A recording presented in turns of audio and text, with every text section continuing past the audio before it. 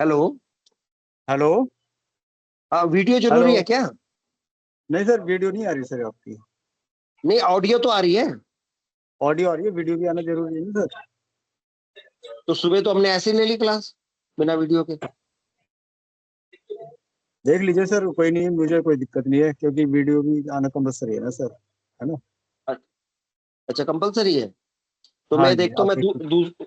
दूसरा वो भी खोल देता हूँ। इसमें नेटवर्क का प्रॉब्लम है तो दूसरा वाला भी इसका ही खोल देता हूँ, जो अपना हाँ, इसका आप है ना। देख लीजिए। हाँ हाँ, हाँ जैसे हाँ अपने हाँ, चलिए। वो कर रहा हूँ, मैं कर रहा हूँ। ठीक है। ठीक है, ठीक। महेश, आवाज आ रही है मेरी? हाँ, आ रही है सर। महेश, मैं कह रहा हूँ अगर वीडियो में कोई दिक्कत हो ना तो हाँ हाँ, प्रेजेंटर बना दियो सर को। प्रेजेंटर बना रखा है उनको मैंने। बना रखा है? हाँ, बना रखा है। हाँ तो फिर कोई दिक्कत नहीं आएगी, आराम से खुल जाएगी। हाँ, चल ठीक वो है, मैं दूसरे उस म्यूट कर रहा पर। हूँ। ओके।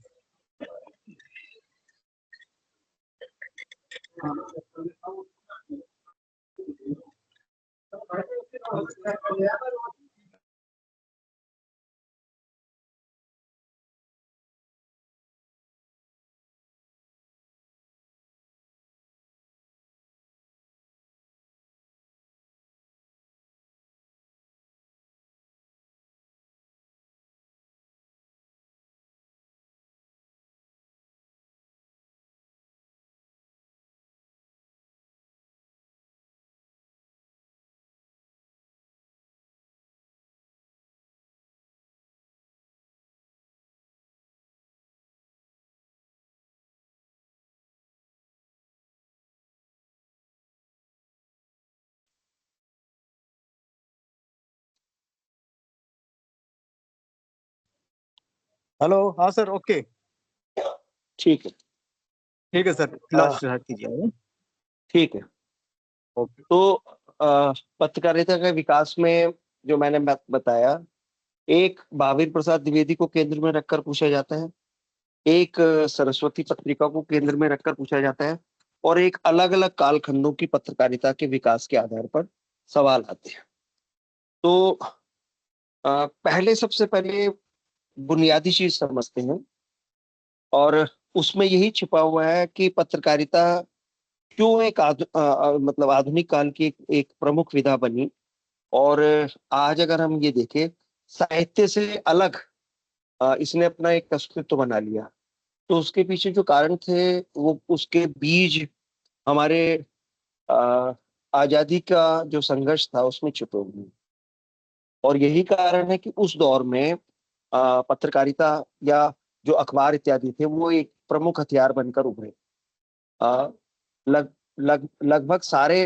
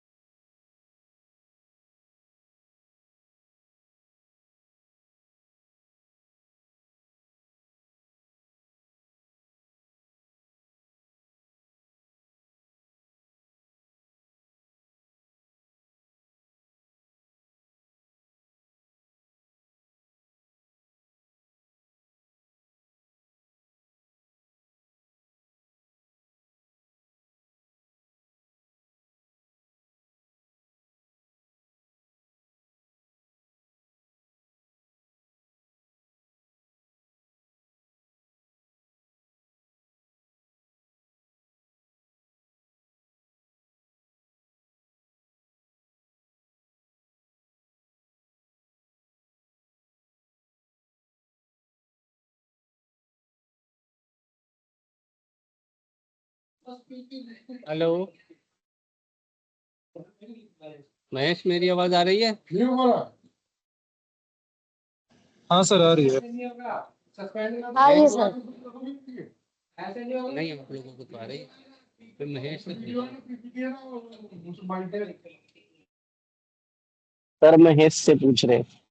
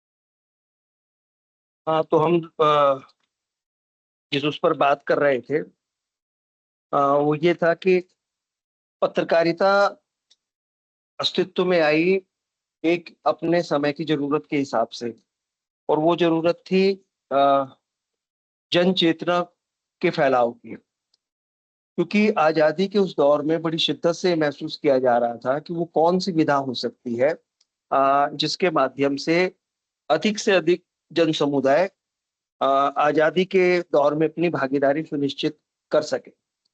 और ये बहुत बड़ा लक्ष्य था, क्योंकि अगर हम देखें तो 3 विधाएं ऐसी आती हैं जो कि उस समय की देन है। ये प्रश्न अक्सर पूछा जाता है कि आजादी के आंदोलन ने, स्वतंत्रता आंदोलन ने हिंदी साहित्य को क्या दिया। ये बड़ा व्यवहारिक प्रश्न है, लेकिन इसका उत्तर बड़ा जटिल है और लोग उसका कोई जवाब सीधे सीधे दे नहीं पाते। मैं आपको कुछ समझाने की कोशिश करूंगा।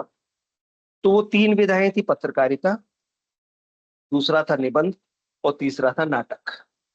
ये तीनों आजादी के दौर की उपज कही जाती हैं, और तीनों ही ऐसे माध्यम है जो कि जनमानस में आजादी की चेतना या किसी भी तरह की चेतना फैलाने के लिए बड़े कारगर सिद्ध होते हैं। क्योंकि अगर आप देखें, जैसे मैंने सुबह भी आपको बताया, पत्रकारिता और निबंध ये आमतौर पर एक दूसरे से जुड़े हुए हैं। और कई लोग यही कहते हैं कि जो पत्रकारिता है, हिंदी की पत्रकारिता है, वो हिंदी निबंधों से निकली। सही बात है।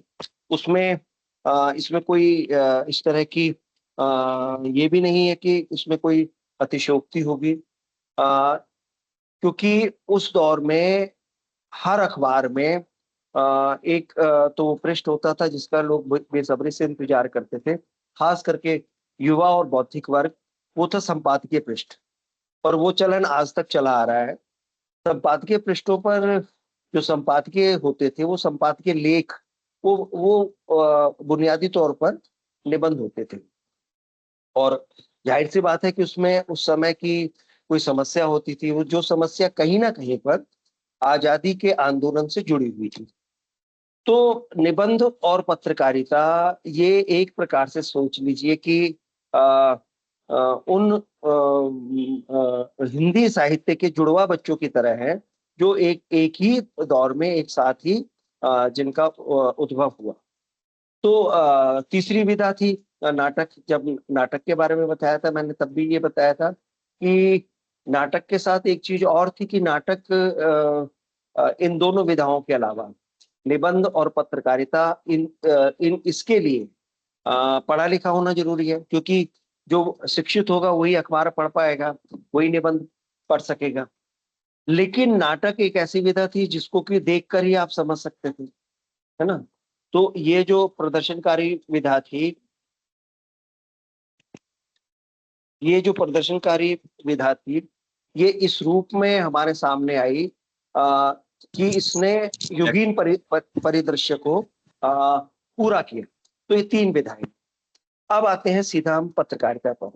एक तो इनका मैंने थोड़ा सा संबंध बताने की कोशिश की, और एक सवाल जो कि आमतौर पर साक्षात्कारों में पूछा ही जाता है कि आजादी के दौर की 3 विधाएं, या वो कौन सी विधाएं हैं जो कि आजादी के आंदोलन में हमारे सामने आई। तो ये 3 हैं, क्योंकि देखिए कविता पहले से चली आ रही थी, कहानी और जो उपन्यास थे इनका विषय क्षेत्र सीमित था। हालांकि शुरुआत इनकी भी आधुनिक काल में हुई, लेकिन इनके बीच प्राचीन साहित्य में भी मिल जाते हैं। निबंध और पत्रकारिता का दूर दूर तक कुछ नहीं मिलता। नाटक भी प्राचीन है, लेकिन नाटक को एक तरह से आधुनिक काल में पुनर्जीवन मिला। ठीक है, तो पत्रकारिता जब आई उसमें जो सबसे बड़ी बात थी हिंदी पत्रकारिता, ये देखने वाली बात है, उदंत मार्तंड नाम का जो अखबार था वो एक हिंदी भाषी क्षेत्र, वो वहां से कहीं पर निकला। अ, अ, अ, और बांग्ला पृष्ठभूमि होने के बावजूद उसकी जो सबसे बड़ी खासियत थी,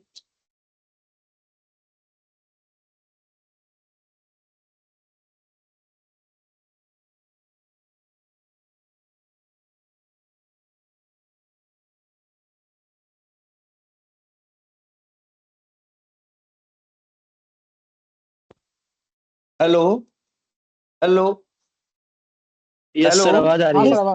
आ रही है। आवाज आ रही है? हाँ, हाँ। तो बांग्ला क्षेत्र में उसका उद्भव हुआ और उसने चेतना फैलाई पूरे भारतवर्ष में। हिंदी का अखबार था, लेकिन इससे एक एक बात ये भी पता चलती है कि उस दौर में भाषाई राजनीति इतनी संकीर्ण नहीं थी।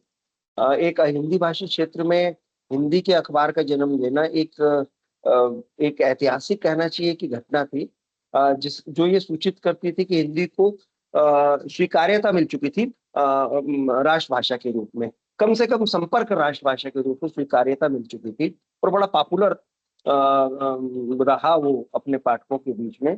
तो उसने आज के अखबारों की तरह तो नहीं था, लेकिन लगभग वो सारी चीजें उस पहले शुरुआती प्रयास में हमें दिखाई देती हैं, जो कि आज भी समाचार पत्रों में आपको दिखाई देगा।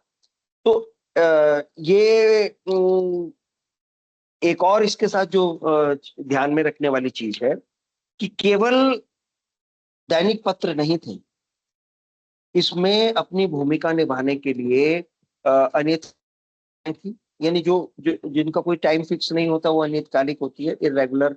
कभी भी जब पैसा इकट्ठा होता था वो छाप दिया जाता था, आज भी छपती है लघु पत्रिकाएं जिनको हम कहते हैं। और कुछ नियमित मासिक और कुछ साप्ताहिक पत्रिकाएं भी सामने आई, और इन इन सब ने मिलकर जो काम किया वो ऐतिहासिक दृष्टि से आज प्रमाणित हो चुका है। तो उस दौर में एक और चीज सामने आई कि जनता को शिक्षित करने के लिए, ये शब्द मेरे नहीं है, वहां एक अखबार छपता था, बंगदूत। बंगदूत बंगाली में भी छपता था, बांग्ला में भी छपता था, हिंदी में भी छपता था। तो वो उसमें बाईलाइन लिखी होती थी कि जनता को शिक्षित करने के लिए एक ही शिक्षक काफी है, और वो अखबार हो सकता है, समाचार पत्र हो सकता है। बड़ी बात, यानी वो लोग इसकी ताकत को पहचान रहे थे कि एक अखबार शिक्षक का काम कर सकता है ना, ज्ञान ज्ञान देने का। तो जानकारी ही ज्ञान थी।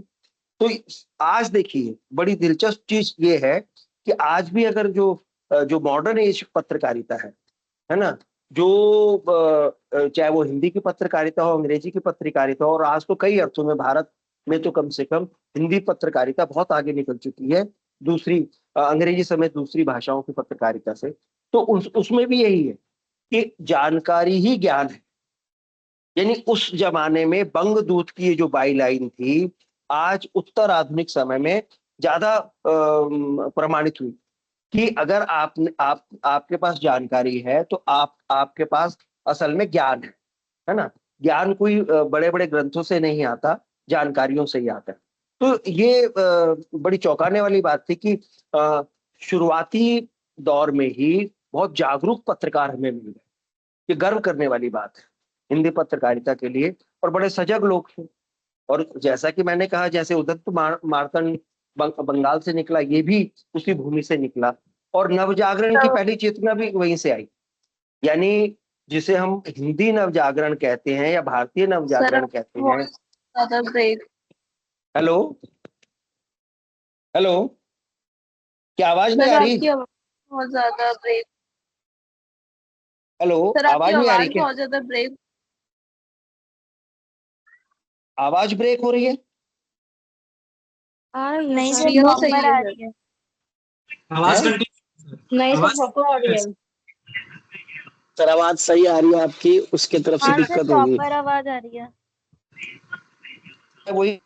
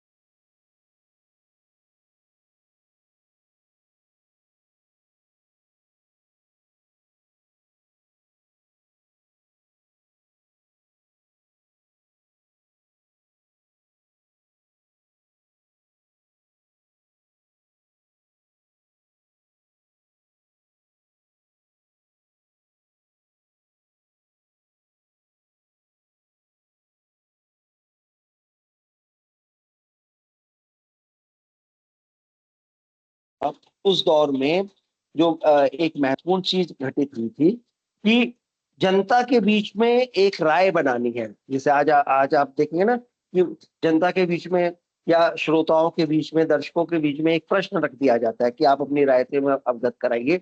उस दौर में भी होता था, है ना। नाम अलग था कि का पता चले, उसके लिए भी शुरुआत में ही इन लोगों ने समझ लिया था कि ये बहुत महत्वपूर्ण माध्यम है, तो इसका काम किया गया। आज देखिए, पत्र पत्रिकाओं से आज पत्रकारिता मीडिया तक आज आज क्या होता है, मीडिया ये नाम चलता है। लेकिन शुरुआती दौर में जो पत्रकारिता थी वो पूरी तरीके से किसके ऊपर आश्रित थी? प्रिंटिंग माध्यम के ऊपर से, है ना। जो छपाई के कारखाने, ये सही बात है, इसमें हम कोई शक नहीं है कि इस क्षेत्र में अंग्रेजों ने काम किया, और उन्होंने कोई चैरिटी नहीं की। कोई ये नहीं कहा, उसको कह सकते कि भारतीयों के हित में था। वो अपना काम करना चाहते थे, अपने मैसेज को पूरे देश में फैलाना चाहते थे। तो उन्होंने ये टंकण की व्यवस्था की, टाइपिंग जिसे कहते हैं, मशीनें वो लेकर आए। मजदूर यहीं के थे लेकिन वो आए, तो धीरे धीरे क्या हुआ कि उन मजदूरों के बीच से, देखिए शुरुआती जो पत्रकार निकले, ये बड़ा दिलचस्प है। जो लोग छापे खाने में यानी प्रेस में काम करते थे, उनके घरों के बच्चे निकले बड़े पत्रकार। अगर आप आगे चलकर आप लोगों से कोई रिसर्च करेगा, तो उस दौर के बड़े पत्रकारों में वो लोग निकले जिनके जो अभिभावक थे, पिता थे, माताएं तो काम नहीं करती थी, वो लोग उन कारखानों में मजदूर की तरह काम करते थे, है ना। कोई प्रूफ रीडिंग करता था, कोई उसको लेटर सेट करता था, क्योंकि उस समय एक एक उसको लगाना पड़ता था। तो लेकिन जब ये होता था तो उन बच्चों के बीच में एक चेतना आई होगी और वो लोग पत्रकारिता की तरफ मुड़े। तो देखिए, एक चीज से दूसरी चीज जुड़ी हुई होती है, और इससे ये भी पता चलता है कि हिंदी पत्रकारिता, हिंदी साहित्य की तरह बहुत नीचे तबके के लोगों ने शुरुआत की थी, और यही यही कारण है कि जो सबसे पीछे रह जाता है उसकी आवाज को इसमें स्थान मिला। ये बहुत महत्वपूर्ण है। औद्योगिक, कई लोग ये कहते हैं कि हिंदी पत्रकारिता की शुरुआत पश्चिम के औद्योगिकीकरण के कारण हुई। नहीं, उद्योग हमारे यहाँ जो थे वो बहुत मामूली थे। वो कोई विश्वव्यापी नहीं थे। ऐसा नहीं था कि उसको आप ये कह सके कि पूरी दुनिया में मल्टीनेशनल टाइप नहीं थे, बहुत छोटे छोटे थे, स्थानीय थे। तो उसका कोई दबाव नहीं था कि उनके कारण हुआ हो। ये केवल ये था कि दो दो पृष्ठों के अखबार छापते थे अपने, जिसे पैम्फलेट कहते हैं, जो अखबारों के बीच में आपने कुछ पन्ने देखे होंगे, उस तरह के होते थे, और उसके माध्यम से केवल अपना वो इश्तेहार, है ना, अपना विज्ञापन वो करते थे। लेकिन धीरे धीरे मतलब कुछ लेखों ने स्थान पाना शुरू कर दिया, उसमें कुछ कविताएं आने आ गई, एक कहानी आ गई, कुछ समस्याओं के बारे में लोगों ने अपने क्षेत्र की समस्याओं के बारे में लिखना शुरू कर दिया, और वो 2 पन्नों का अखबार आगे चलकर 20 पन्नों तक के अखबार में बदल गया। तो ये एक महत्वपूर्ण काम था। मशीनीकरण ने इसमें मदद की, इसमें भी कोई शक नहीं। और मशीनीकरण अंग्रेजों ने किया, ये भी एक तथ्य है, ठीक है, लेकिन भारतीयों ने उसका अपने तरीके से उपयोग किया। सारी गतिविधियां जो संचालित होती थी साहित्यिक धरातल पर, सांस्कृतिक धरातल पर, वो कलकत्ता में होती थी, जिसे आज कोलकाता कहते हैं। अ, और जैसे कि मैंने पहले कहा कि जो आधुनिक नवजागरण था उसकी पहली आहट भी वहीं थी। तो साम्राज्य की पक्षधरता से लेकर साम्राज्य की प्रतिपक्षता, ये दोनों चीजें बंगाल में घटित हुई। पक्षधरता क्या थी? क्योंकि शुरू शुरू में जो लोग पढ़ लिख गए थे वो अंग्रेजों का गुणगान करते थे। जाहिर सी बात है कि उन लोगों ने रोजी रोटी दी थी, शिक्षा दी थी, तो गुणगान करना, आज हमें लगता है कि वो लोग गद्दार जैसे कुछ होंगे, नहीं, ऐसा नहीं था, ऐसा बिल्कुल नहीं था। लेकिन ये भी तथ्य है कि उन लोगों ने पहले उनकी प्रशंसा की, उन हर काम के लिए उनका आभार माना, लेकिन धीरे धीरे वो समझ गए, जैसे साहित्यकार समझ गए कि ये लोग हमारे शुभचिंतक नहीं है, कि जो भी काम कर रहे हैं अपने भले के लिए कर रहे हैं, अपने लाभ के लिए कर रहे हैं। क्योंकि अंग्रेज क्या थे? अंग्रेज बुनियादी तौर पर व्यापारी थे, और व्यापारी अब केवल अपना लाभ देखता है, जो कि वो कर रहे थे। तो ईस्ट इंडिया कंपनी के पक्ष में शुरू हुआ और ईस्ट इंडिया कंपनी के प्रतिपक्ष में चला गया, है ना, विरोध का स्वर। जैसे हमने कल आज सुबह कविता के बारे में भी बताया कि जो गलत होना शुरू हो गया, गलत दिखना शुरू हो गया, तो लोगों ने गलत को दिखाना भी शुरू कर दिया। खुद देख रहे थे, अखबार एक ऐसा आईना थे जिसके माध्यम से वो बहुत बड़े समुदाय तक उसको दिखा सकते थे। तो वो काम उन्होंने शुरू कर दिया कि अंग्रेज असल में अन्यायी लोग हैं, छल छद्म का सहारा लेते हैं और हमारा शोषण करते हैं। तो ये जो चेतना थी, जातीय चेतना थी, जातीयता का मतलब क्या है? भारतीय चेतना, कि हम लोग जो है, हम लोगों को एक होना चाहिए, हम सब भारतीय हैं, और ये लोग, इनका जो एक छिपा हुआ है एजेंडा है, उसको समझना चाहिए। तो उसका पर्दाफाश अखबारों ने शुरू कर दिया। और जैसा कि मैंने पहले आपको बताया, अधिकतर जो पत्रकार थे, संपादक हुए, लेखक हुए, संवाददाता हुए, क्योंकि ये सब लोग निम्न मध्य वर्ग से आए थे, पढ़ लिख गए थे, तो इन लोगों को पिछड़ने की पीड़ा या गरीबी की पीड़ा का एहसास था, है ना। तो बिल्कुल एक डेमोक्रेटिक स्वरूप शुरू से ही पत्रकारिता का रहा। और ये जो दौर मैंने आपसे बताया 1825 से लेके 1865 तक का, ये बहुत महत्वपूर्ण था। हर तरह के अखबार है, दैनिक पत्र पत्रिकाएं थी, साप्ताहिक थे, मासिक पत्रिकाएं थी, और पाक्षिक, यानी जो 15 दिन में निकलती थी, ये सब निकले, है ना। तो ये प्रयोग धर्मिता भी हमें दिखाई देती है। एक प्रश्न भी बनता है कि हिंदी पत्रकारिता किस प्रकार से अपने शुरुआती दौर में ही प्रयोग धर्मी तेवर के साथ सामने है। तो ये दिखाई देता है कि पहली बात कि एक तरह के समाचार पत्र नहीं थे, अलग अलग थे। यहाँ तक कि कुछ ऐसे भी समाचार पत्र थे जिनकी कल्पना आज आप नहीं कर सकते। जैसे उदाहरण के लिए कुछ ऐसे अखबार थे जो हिंदी, बांग्ला और अंग्रेजी तीनों में निकलते थे, और ऐसे कई सारे अखबार थे जो हिंदी और अंग्रेजी में निकलते थे। यानी एक तरफ हिंदी में वो खबर होती थी, एक तरफ अंग्रेजी में होती थी। तो ये प्रयोग धर्मिता देखी कि जिसको हिंदी नहीं आ रही वो अंग्रेजी में पढ़ लेगा, है ना। इससे क्या हुआ, इससे दूसरी भाषा की चेतना भी आई। आप हिंदी पढ़ सकते हैं, अंग्रेजी का भी थोड़ा बहुत ज्ञान है, तो आपके अंदर उस भाषा को समझने की ललक भी बढ़ेगी। तो पत्रकारिता ने देखी और एक और काम आगे करना शुरू कर दिया, केवल अपनी क्या कहते हैं प्रयोग धर्मिता के कारण। तो जो प्रमुख पत्रिकाएं थी जो उस दौर में थी, कलकत्ता बड़ा सेंटर था, और देखिए कलकत्ता से ही निकलने वाले कई अखबार थे, कई पत्रिकाएं थी, जिसमें उदंत मार्तंड मैंने आपको बता दिया। उदंत मार्तंड का मतलब होता है उगता हुआ सूर्य। बंगदूत, प्रजामित्र मार्तंड और समाचार सुधावर्षण।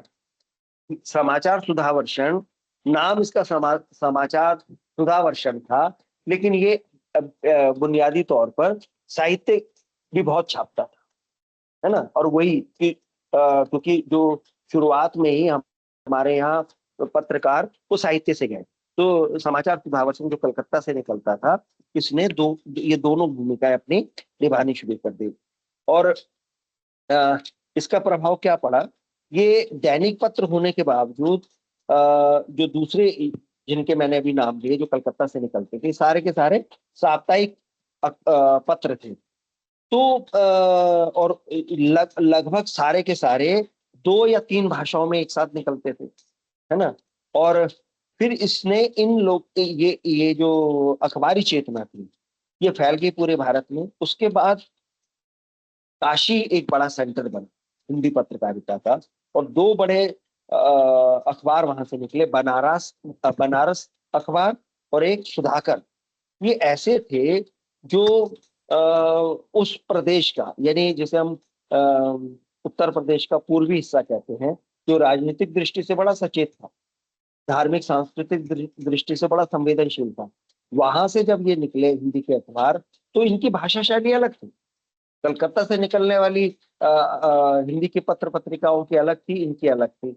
फिर एक और शैली लेकर आया था आगरा से प्रकाशित होने वाले 2 बड़े अखबार माने जाते हैं, बुद्धि प्रकाश और प्रजा हितैषी। बुद्धि प्रकाश और प्रजा हितैषी ये अपने डेमोक्रेटिक रुझान के लिए, और ये लोग बार बार ये पहले शायद ऐसे अखबार थे जो साम्राज्यवाद का शुरू से विरोध करते थे, और इनमें ऐसी रचनाएं, ऐसे समाचार, ऐसी शिकायतें प्रकाशित होती थी जो बताती थी कि हम भारतीय चीजों को ठीक से समझ नहीं पाते, है ना, हमें अभी तक अंग्रेजों के छद्म का पता नहीं है। तो देखिए आज लगता है कि बहुत आसान है ये सब कहना, आज हम एक आजाद देश में रहते हैं, बड़ी आजादी से हम किसी को भी कुछ कह सकते हैं, लेकिन उस दौर में अंग्रेजी सरकार के खिलाफ ऐसा कहना बहुत बड़ी बात है ना। इतना ज्यादा उसमें कहना चाहिए कि प्रताड़ित होना पड़ता था। संपत्ति जैसे बिल्कुल कहते हैं सड़क पर आ जाते थे लोग, संपत्ति की नष्ट कर दी जाती थी, इनको दाने दाने के लिए मोहताज हो जाते थे, लेकिन फिर भी ये लोग बड़ी निर्भीक पत्रकारिता करते। तो प्रजा हितैषी और बुद्धि प्रकाश ने ये काम किया। बाद में मालवा जो मध्य प्रदेश में है, वहां से लंबे समय तक एक साप्ताहिक पत्र निकला, उसका नाम था मालवा, जहां से निकला था उसी नाम से निकला। और फिर थोड़े समय के बाद बरेली से एक साप्ताहिक पत्रिका निकली, तत्वबोधिनी पत्रिका। तत्वबोधिनी पत्रिका के बारे में कहा जाता है कि ये पहली घरेलू पत्रिका है ना, कौन सी पत्रिका थी? है तत्वबोधिनी पत्रिका। तो ये जैसे आज हम ये कहते हैं ना कि ये स्त्रियों के लिए, ग्रह शोभा, वामा, सरिता, है ना, ये कुछ पत्रिकाएं ऐसी थी जो या मनोरमा पहले निकलती थी, जिनको कहा जाता था कि इसमें स्त्रियों के उपयोग के लिए करने वाले लेख छपते हैं। तत्वबोधिनी पत्रिका भी लगभग उसी प्रकार की थी, और साहित्य संस्कृति के अलावा राजनीतिक लेख भी इसमें छपते थे। लेकिन जो इसका योगदान है कि पहली बार स्त्रियों को केंद्र में रखकर सामग्री इसने देना शुरू कर दिया, और ये बरेली से निकली, ठीक, और लाहौर से भी निकली। उस समय लाहौर भारत का ही हिस्सा था, वहां से एक मासिक पत्र निकला, ज्ञान प्रदायिनी। ज्ञान प्रदायिनी भारतीय संस्कृति के ऊपर आधारित, यानी जो पौराणिक ज्ञान है, जो हमारे जैसे आज हम ज्ञान, भारतीय ज्ञान परंपरा का साहित्य कहते हैं, उसको आधार बनाकर इन लोगों ने किया। और देखिए एक चीज मैं आपको बताऊं, ये जिस सबका नाम ले रहा हूं, ये सारे के सारे एक प्रकार से साहित्यिक उपक्रम थे, यानी साहित्य इसमें रहता ही रहता था। लेकिन उसके बावजूद सब में, चाहे वो स्त्री उपयोगी हो, चाहे वो घरेलू पत्रिका हो, या भारतीय ज्ञान परंपरा की पत्रिका हो, इसमें अपने समय की राजनीतिक हलचलों के ऊपर भी टिप्पणी होती थी। ये बहुत महत्वपूर्ण है, यानी उसमें कोई ना कोई लेख ऐसा जरूर होता था जो चाहे स्थानीय समस्याओं से जुड़ा हुआ हो, लेकिन उसका एक सिरा साम्राज्यवादी विरोध भी होता था, है ना। तो चेतना फैलाने का इन्होंने काम करना शुरू कर दिया। और जो शोषण था अंग्रेजों का, जिसके बारे में कहा जाता था कि उसका सूर्य कभी नहीं डूबता, उस शोषण को इन्होंने हिलाना शुरू कर दिया। ये बहुत महत्वपूर्ण काम था, और अंग्रेजों का दमन बढ़ गया, क्योंकि उनको किसी कविता की किताब से, उपन्यास से इतना डर नहीं लगता था, मीडिया से लगता था, जैसे कि आज भी लगता है करप्ट लोगों को।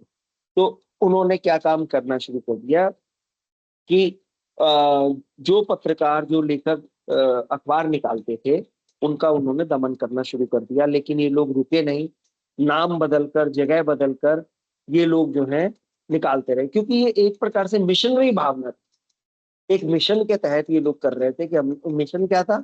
आजादी, है ना, कि हमारे लेखों से, हमारी चिंताओं से युवा वर्ग सामने आएगा, और वो लोग जो है क्रांति करेंगे। ये बहुत बड़ा मिशन था, और पैसा कमाना नहीं था। एक चीज मैं आपको और बताऊं कि विशुद्ध ये पाठकों पर टिकी हुई पत्रकारिता थी। एक एक पैसे का, एक एक आने की कीमत हुआ करती थी वो, लेकिन उस समय ये बड़ी कीमत, है ना। देश गरीब था, उसके लिए भी पैसा निकालना मुश्किल था। लेकिन लोग क्या काम करते थे? लोग ये काम करते थे कि एक चौपाल हुआ करती थी, छोटे बड़े कस्बों में, कुछ शहरों में भी देखी गई, और उस चौपाल पर पढ़ा लिखा कोई व्यक्ति उस समाचार पत्र का या साप्ताहिक पत्र का वाचन करता था, और सब लोग सुनते थे, है ना। तो चेतना वो फैलाने का काम इन्होंने किया। और नव जागरण की दशा और दिशा अगर बेहतर हुई तो इस हिंदी पत्रकारिता के ही कारण हुई, ठीक। और जब ये जो भारत हिंदू से पहले का चरण जो माना जाता है, इसमें 1826 से 1867 जो अभी मैंने जिसकी बात की आपके सामने, ये सारा का सारा एक तरीके से ये देखिए कि जिसे कहते हैं घर फूंक तमाशा देखना। ये लोग क्या काम करते थे? बेचारे छोटी छोटी नौकरियां करते थे, और जितना पैसा इकट्ठा हुआ उसके बाद कोई अखबार निकाल लिया, कोई पत्रिका निकाल ली। और पाठक इतने होते नहीं थे, अमीर नहीं होते थे, तो क्या होता था कि पैसा आएगा कहाँ से? या तो अंग्रेजों के का मुंह देखो। लेकिन बात वही थी कि अगर अंग्रेजों से सहायता लेते तो विरोध कैसे करते? तो इन्होंने अपना सर्वस्व दांव पर लगा दिया और पत्रकारिता को जिंदा रखा। तो ये जो कहना चाहिए कि वैसे हिंदी का पहला अखबार तो उदंत वार्तन को कहा ही जाता है। लेकिन अगर ये पूछा जाए, एक प्रश्न पूछा जाता है अक्सर कि भारत से निकलने वाला पहला अखबार या पत्र कौन सा है, तो वो आपको ध्यान आना चाहिए। उसका जो संपादक और प्रकाशक था, अंग्रेज था, उसका नाम था James Augustus Hicky. James Augustus Hicky ये एक व्यापारी था, ठीक है। और इस व्यापारी ने अखबारों की ताकत को समझ लिया था, और उसने जो अखबार निकाला उसका नाम था हिकीज बंगाल गजट, ठीक है। बंगाल केंद्रित था और बंगाल सेंटर था, ये तो मैं आपको बता ही चुका हूँ। कई सारी चीजें उन्होंने निकालनी शुरू की। और हिकीज ने क्या क्या काम किया कि दो काम थे। एक अपने व्यापार को आगे बढ़ाना, दूसरा धर्म का प्रचार यानी ईसाई धर्म का प्रचार करना, ये भी इनका एक एजेंडा था। और अखबार को इन्होंने एक कहना चाहिए कि उसका औजार बना, ठीक है, क्योंकि जो मालिक थे, इसके संपादक थे, वो सबके सब ईसाई थे, क्रिश्चियन थे। और उनके सामने एक लक्ष्य होता था कि अधिक से अधिक लोगों को क्रिश्चियनिटी की तरफ आकर्षित किया जाए, ठीक। लेकिन उसी समय भारत में एक बड़ा चेतना संपन्न संपादक हुआ, वो भी बंगाल केंद्रित था, उसका बहुत बड़ा नाम है। अगर हम ये देखें, नव जागरण की चेतना को फैलाने के लिए की दृष्टि से बहुत काम किया उन्होंने। कौन हो सकते हैं वो व्यक्ति, बताओ। बहुत काम किया और भारतेंदु के ऊपर बहुत प्रभाव पड़ा है उनका। सर राजा राम मोहन राय। हाँ, तो ये जो राजा राम मोहन राय थे, इन्होंने सबसे पहले जो धार्मिक कुरीतियां थी, है ना, इन्होंने कहा कि हमें देखो, हम ये कहते हैं कि अंग्रेज हमारा धर्मांतरण कर देते हैं, है ना। तो एक तो ये देखिए कि जो हमारे धर्म को मानता है, वो किसी भी वर्ण का है, उसको इज्जत के साथ उसको स्थान दो। राजा राम मोहन राय स्वयं ब्राह्मण थे और इन्होंने जो समाज चलाया उसका नाम था ब्रह्मो समाज, ब्रह्म समाज, है ना। और लेकिन इसके सदस्य सारे ब्राह्मण नहीं थे, जिसे हम ये कह सकते हैं कि आज अगर हम देखें राजनीतिक दृष्टि से जो ओबीसी है, दलित है ना, यहाँ तक कि जो शूद्र वर्ण थे, उन लोगों को भी इन्होंने इसमें स्थान दिया और सबको ब्रह्म कहा, सबको ब्राह्मण कहा इन्होंने, ठीक है, कि जो इसको मानता है, क्योंकि ईश्वर तो एक है। तो ये एक चेतना उन्होंने, यानी अपग्रेडेशन का उन्होंने शुरू किया। तो राजा राम मोहन राय ने इस तरह से काउंटर किया, ठीक है, कि अगर इन लोगों को हम इज्जत देंगे, उनको बराबरी देंगे, तो वो जाहिर सी बात है कि वो क्यों जाएंगे, क्योंकि सम्मान पाने के लिए व्यक्ति जाता है। अगर आप उसको हिकारत की दृष्टि से देखेंगे, अपने साथ नहीं बिठाएंगे, बराबरी की बात नहीं करेंगे, तो चला जाएगा आपको छोड़कर। तो उन्होंने ये देखिए, मतलब कोई युद्ध नहीं किया, कोई तलवारबाजी नहीं की, कोई मुकदमेबाजी नहीं की, लेकिन उन्होंने यही काम किया, ब्रह्म समाज की स्थापना की और अखबार निकाले उन्होंने, ठीक है। जो बहुत महत्वपूर्ण उनका काम है, वो है संवाद कौमुदी। संवाद कौमुदी ये 1821 में निकला, राजा राम मोहन राय ने निकाला। बांग्ला और हिंदी दोनों में ये होता था। और जैसा कि नाम है संवाद, यानी व्यक्ति व्यक्ति के बीच में संवाद, है ना, अपनी समस्याएं बताइए और उसका समाधान पाइए, इस तरह से ये निकलता था। और लोग संपादक को एक प्रकार से समझ लीजिए कि देवदूत मानते थे, इन संपादकों के नाम से चिट्ठियां लिखते थे। यहाँ तक कि क्योंकि भारतवासी बहुत भोले होते हैं, राजनीतिक समस्या, एक पत्र आता था राजनीतिक समस्या से संबंधित, 3 पत्र आते थे घरेलू समस्या से संबंधित, है ना, लेकिन उनके समाधान भी बताए जाते थे। ये जैसे अगर आप देखें तो संपादकीय पृष्ठ में ही नीचे एक हिस्सा होता है संपादक के नाम पत्र। इसकी शुरुआत राजा राम मोहन राय ने इस अखबार के माध्यम से कर दी थी। तो बहुत बड़ा योगदान था उनका। और जाहिर सी बात है कि क्योंकि वो राजा राम मोहन राय थे, देखिए राजा नहीं थे वो, राजा बड़े आदर के साथ उनके नाम के साथ जनता ने लगाया। वो एक मामूली यह कहना चाहिए कि मध्य वर्गीय ही व्यक्ति थे, शिक्षित व्यक्ति थे, लेकिन उन्होंने समाज के सभी वर्णों को एक ही छतरी में लाने का काम किया, जो बहुत बड़ा काम है ना। सती प्रथा उन्होंने बंद करवाई। जो भारतीय धर्म या हिंदू धर्म में जो कुरीतियां थी, ये कहा कि भाई इसको बंद करो। जैसे पशु बलि का उन्होंने बड़ा प्रखर विरोध किया कि ये नहीं होना चाहिए। तो कई सारे काम ऐसे थे जिसकी गूंज पूरे भारत में। उस दौर में अगर किसी ने भारतेंदु को प्रभावित किया था तो राजा राम मोहन राय थे। राजा राम मोहन राय की लिखी हुई चीजों को भारतेंदु पढ़ते थे और इस उनकी चीजों को मूल बांग्ला में पढ़ने के लिए ही उन्होंने बंगाली सीखी, है ना। और वो बड़ी प्रशंसा करते थे, क्योंकि राजा राम मोहन राय के यहाँ केवल राजनीतिक समस्याओं को स्थान नहीं मिलता था, बल्कि बांग्ला साहित्य की ही रचनाएं उसमें प्रकाशित होती थी। तो कई कई मोर्चों पर इन लोगों ने काम किया। फिर अगर आप देखें तो कई सारे, मैं उन सब अखबारों को छोड़ रहा हूँ, ठीक है। एक दोबारा उसमें लौटता है कि बंगदूत, जो जिसका मैंने कहा, जो ये कहता था कि अखबार समाज का शिक्षक होता है। बांग्ला, हिंदी और फारसी, बांग्ला, हिंदी, फारसी, ये 3 भाषाओं में निकलता था। और इसमें क्या काम था, एक इसके पीछे क्या था, भारतीय एंगल होता था, एक स्थानीय एंगल भी होता था। यानी जिस जगह से निकलता था वहां की समस्याएं और समूचे भारतवर्ष की समस्याओं को एक साथ ही डील करता था।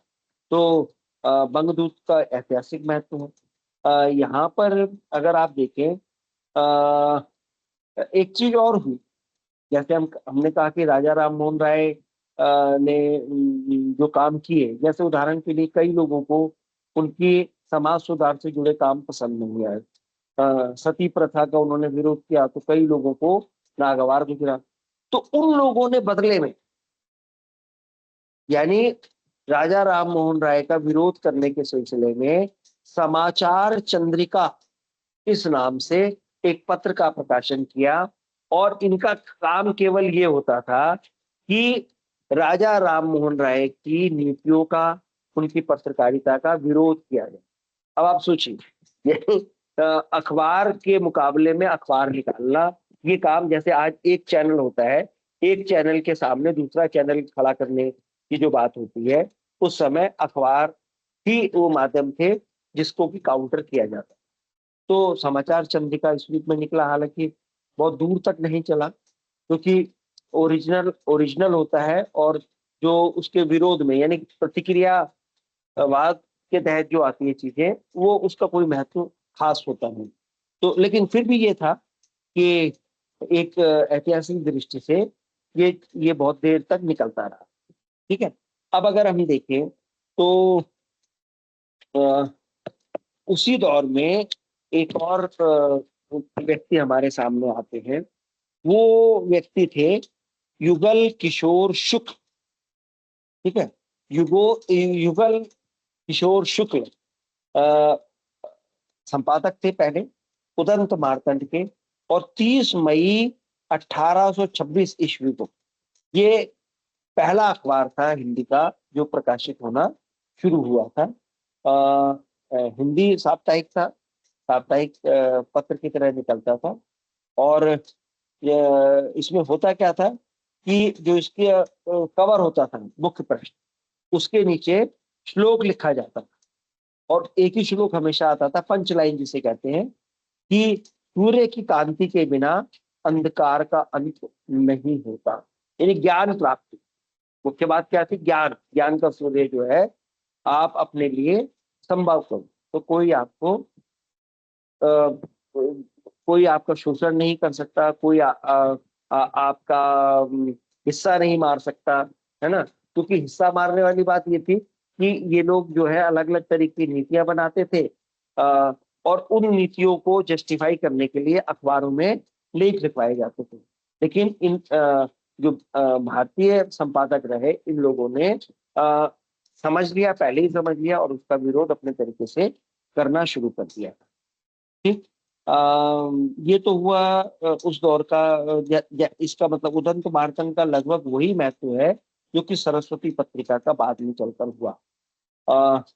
फिर इसमें भारत मित्र नाम का एक पत्र निकला, और ये पत्र था, पत्र एक प्रकार से इस तरह से छापने की कोशिश की कि जो हल्की फुल्की सामग्री है ना, आज आज हम बहुत सारी ऐसी पत्रिकाओं को देखते हैं जिसमें कोई भारी भरकम चीजें नहीं होती, हल्की फुल्की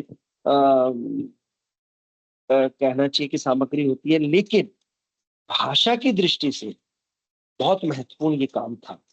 और अगर ये नहीं आता तो भारतेंदु युग में जो पत्रकारिता संभव हुई वो नहीं हो पाती। भारतेंदु ने अगर हम देखें तो जो पत्रिकाएं निकाली लगभग इसी पैटर्न पर निकालनी शुरू कर दी, और ये एक ऐसी चीज थी जो कि लोगों को आकृष्ट कर रही थी। लोग डर भी रहे थे कि भारतेंदु जैसा अमीर आदमी लगभग तबाह हो गया है और हमारे पास तो कुछ भी नहीं है, लेकिन फिर भी प्रभावित करने का काम इन्होंने किया और प्रभावित इतना इतना अधिक किया कि जनता को सही और गलत का अंदाजा हो गया। तो ये उस दौर के यानी भारतेंदु पूर्व कुछ ऐसे प्रयास थे जो कि सामने आए। भारतेंदु जब आए तो वो पहले उनका जो सामना हुआ वो एक पत्र पत्रिका से अलग, जिसे हम कहते हैं कि एक सामाजिक पत्र है, जो एक सांस्कृतिक वो है, उससे अलग वहां उसने एक बाई लाइन देनी शुरू कर दी। बाई लाइन जैसे कि मैंने कहा, उसने बंगदूत ने कौन सी दी थी, अभी मैंने आपको बताया क्या क्या देता था वो, अपने मुख पृष्ठ पर क्या छापता था अखबार के बारे में, बताओ। बताओ। जो बंगदूत था उसने जो बाई लाइन दी थी वो ये दी थी कि अखबार समाज का शिक्षक होता है। ठीक है, यहाँ पर भारत मित्र जो पत्र निकला, उसमें छोटू लाल मिश्र संपादक हुआ करते थे। उन्होंने जो बाई लाइन दी संस्कृत में होती थी, जिसका अर्थ होता है जिसकी सत्य में निष्ठा होती है उनकी जय हो। ठीक, अब ये देखिए सत्यमेव जयते, ये जो चीज थी ये अंग्रेजों को बड़ी नागवार गुजरी कि ये हमारे खिलाफ भड़काना चाहते हैं लोगों को, और इस अखबार के ऊपर बड़ा कहर उन्होंने ढाया, लेकिन चेतना बढ़ती चली गई और बहुत लंबे समय तक इसका प्रकाशन होता चला गया। तो ये कुछ ऐसे प्रयास थे जो कि इस दौर में हुए। यहाँ अगर हम देखें तो इस एक और जो सूचना हमें मिलती है कि भारतेंदु से पहले उचित वक्ता, ये नाम ध्यान रखना, उचित वक्ता नाम का जो पत्र निकला और इसके संपादक भी दुर्गा प्रसाद गुप्त थे। 1880 में ये प्रकाशित हुआ और वहां पर क्या था, जो कहना चाहिए कि अपना एजेंडा था, वो एजेंडा इन लोगों ने बिल्कुल साफ रखा और स्पष्ट शब्दों में, बिल्कुल स्पष्ट शब्दों में, जो बाद में चलकर बाल गंगाधर तिलक ने एक नारा दिया था। कौन सा नारा दिया था बाल गंगाधर तिलक ने, बताओ। तिलक भी पत्रकार थे। क्या नारा दिया था बाल गंगाधर तिलक ने?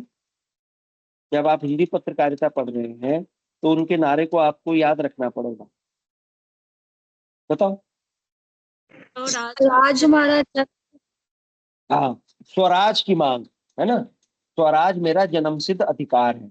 अब ये देखिए, इसने ये मंत्र बन के उभरा, ये एक ऐसा मंत्र बन गया कि जिसको गरम दल और नरम दल, गरम दल वाले होते थे क्रांतिकारी भगत सिंह इत्यादि, नरम दल गांधीवादी, दोनों ने एक गुरु मंत्र माना, है ना। स्वराज की जो बात थी और गांधी का जो स्वराज था, जो उनकी तो किताब ही है स्वराज, ठीक है, हिंद स्वराज जो उन्होंने लिखी, वो इसी से प्रेरित होकर लिखी। तो ये शुरुआत में अखबारों में आया कि स्वराज मेरा जन्मसिद्ध अधिकार है। हाँ हेलो सर, हाँ, 1880 में जो प्रकाशित हुई थी पत्रिका, उसका एक बार नाम बता दीजिए। 1880 में कौन सी? सार सुधा निधि, सार क्या? सुधा निधि, सार सुधा निधि, ठीक है। और ओके ये सर। और इसी का इसके जो संपादक थे दुर्गा प्रसाद गुप्त मिश्र, वो उन्होंने एक और पत्रिका निकाली थी, उसका नाम था उचित वक्ता। ठीक, और ये काम और करते थे, जैसा कि नाम था इसका। देखिए इन लोगों ने बड़े सार्थक नाम दिए, अखबारों के नाम अंग्रेजी पैटर्न पर नकल करके नहीं दिए। उचित वक्ता एक कॉलम निकालता था, छोटा सा एक कॉलम निकालता था कि आपको अपने घर में कैसी बात करनी है, सभा सोसाइटी में चले गए हो तो कैसी बात करनी है, यानी आपको ट्रेनिंग देता था, है ना। और बड़े बड़े लेखक उसमें लिखते थे। तो ये चीज भी हमें ध्यान देने की है। अब उसी में आते हैं, जो बाल गंगाधर तिलक का था स्वराज वाला, ये कई अखबारों को जन्म दिया इसने। एक मतलब सोचिए, एक नारे ने कई तो क्रांतिकारी पैदा कर दिए और कई जो है पत्रकार इसने दिए। जब भारतेंदु युग शुरू हुआ 1800 1767 से लेके 1900 तक जो माना जाता है पत्रकारिता की दृष्टि से, वो बड़ा समृद्ध था। और इन लोगों को परिप्रेक्ष्य के रूप में, पृष्ठभूमि के रूप में बहुत महत्वपूर्ण पत्रिकाएं और संपादक मिल गए। जैसा कि मैं बता चुका, बड़े निर्भीक थे, है ना, मूल्य हुआ करता था। आज भी सच बोलने का मूल्य चुकाना पड़ता है। और उस दौर में तो देखिए, जो हमारा शासक है वो अंग्रेज है, वो सच नहीं सुन सकता, तो वो कितना मतलब आपके ऊपर अत्याचार कर सकता है, इसकी कल्पना नहीं की जा सकती। लेकिन फिर भी ये लोग करते रहे, और अखबार ने स्टार बनाने शुरू कर दी। जैसे आज आपको लगता है ना कि इस टीवी में ये एंकर जो है स्टार है, तो उस समय लेखक स्टार हो जाते थे, लोग उनका नाम जानते थे। और वर्षों तक, क्योंकि कई कई बार ये होता था कि पत्रिकाएं बंद हो गई, अब दूसरी जगह तो जा नहीं सकता, तो वो उसके लेख का, कई ऐसे लेखक होते थे जिनके लेख का वर्षों तक लोग इंतजार करते थे कि हम इसको पढ़ें। और लोग इन पत्र पत्रिकाओं में छपी हुई लेखों को, निबंधों को, रचनाओं को काट के अपने पास रखते थे। लोकप्रियता देखिए इनकी, यानी इसने कितने सारे काम किए। तो भारतेंदु बड़े खुशकिस्मत थे कि बेशक अनियतकालिक, देखो क्योंकि जैसा कि भारतेंदु युग में नियतकालिक पत्रकारिता शुरू हुई, इस दौर में साधन कम थे, भारतेंदु की तरह सब लोग अमीर नहीं थे, तो अपना पैसा लगाकर ये लोग पत्रकारिता करते थे, लेकिन उसका एक अलग अर्थ था। तो भारतेंदु आए, भारतेंदु ने इनसे प्रेरणा ली, और हमने ये देखा है कि भारतेंदु शायद आधुनिक काल के पहले ऐसे लेखक हैं जो कि किसी के सामने नहीं झुके। उनको बहुत सारे प्रलोभन दिए गए, अपनी पत्रिकाएं बंद करने का लालच दिया गया, लेकिन वो कभी भी उस प्रलोभन में नहीं आए और अपनी पत्रकारिता करते रहे। तो दूसरी विधाओं की तरह भारतेंदु ने पत्रकारिता के क्षेत्र में भी बहुत बड़ा काम किया। और पहली जो पत्रिका थी 1867 1867 में भारतेंदु ने निकाली, उसका नाम था कवि वचन सुधा, है ना। ये पहला पत्रकारीय उपक्रम था जो कि भारतेंदु ने शुरू किया।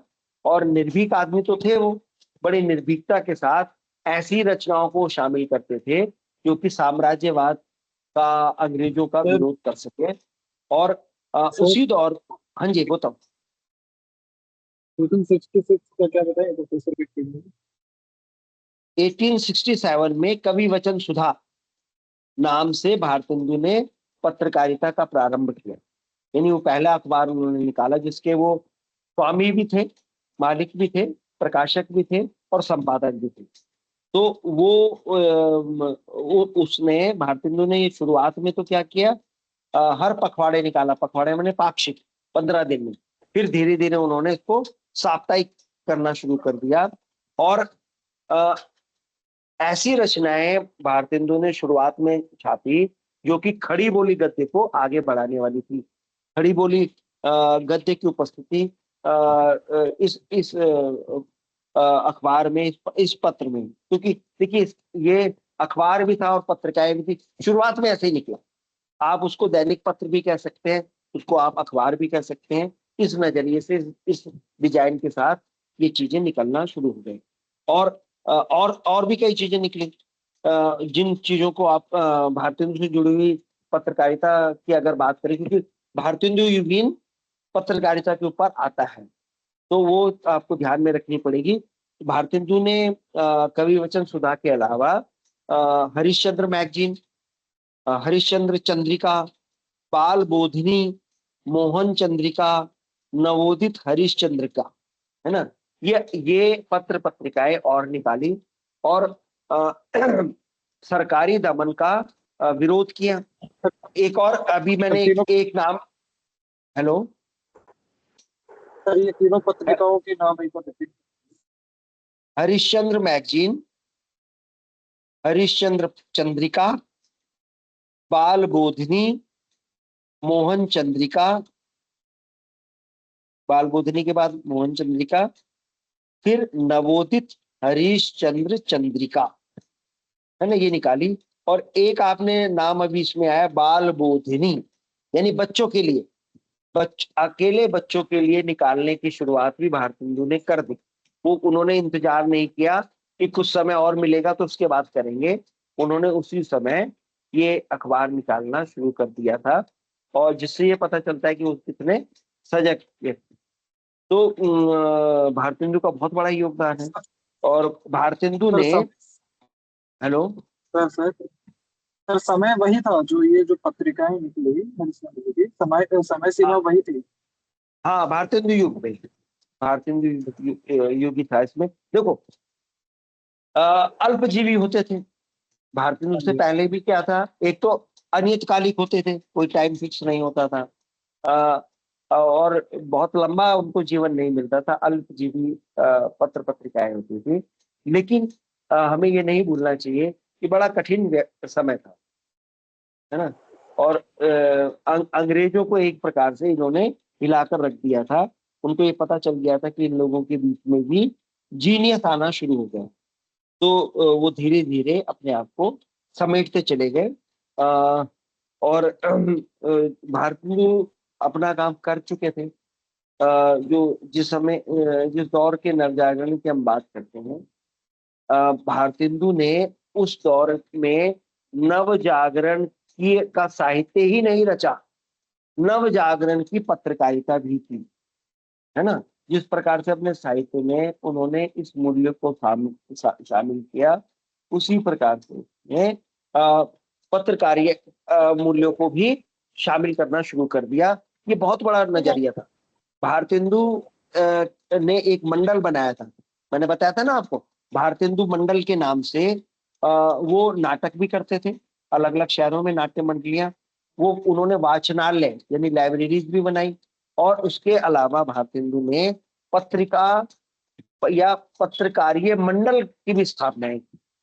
अपने अखबारों को, अपने पत्रों को तो वो भेजते ही थे, दूसरे संपादकों के, दूसरे पत्रकारों के काम को भी वो वहां पर लगाते थे। तो इससे चेतना फैलनी शुरू हो गई, लोगों को पता चलना शुरू हो गया कि देखिए, पढ़े लिखे लोगों का अंग्रेजों के प्रति क्या रुझान है, और क्योंकि पढ़े लिखे हैं, ये बहुत ईमानदारी के साथ हमें उनके बारे में सचेत कर रहे हैं।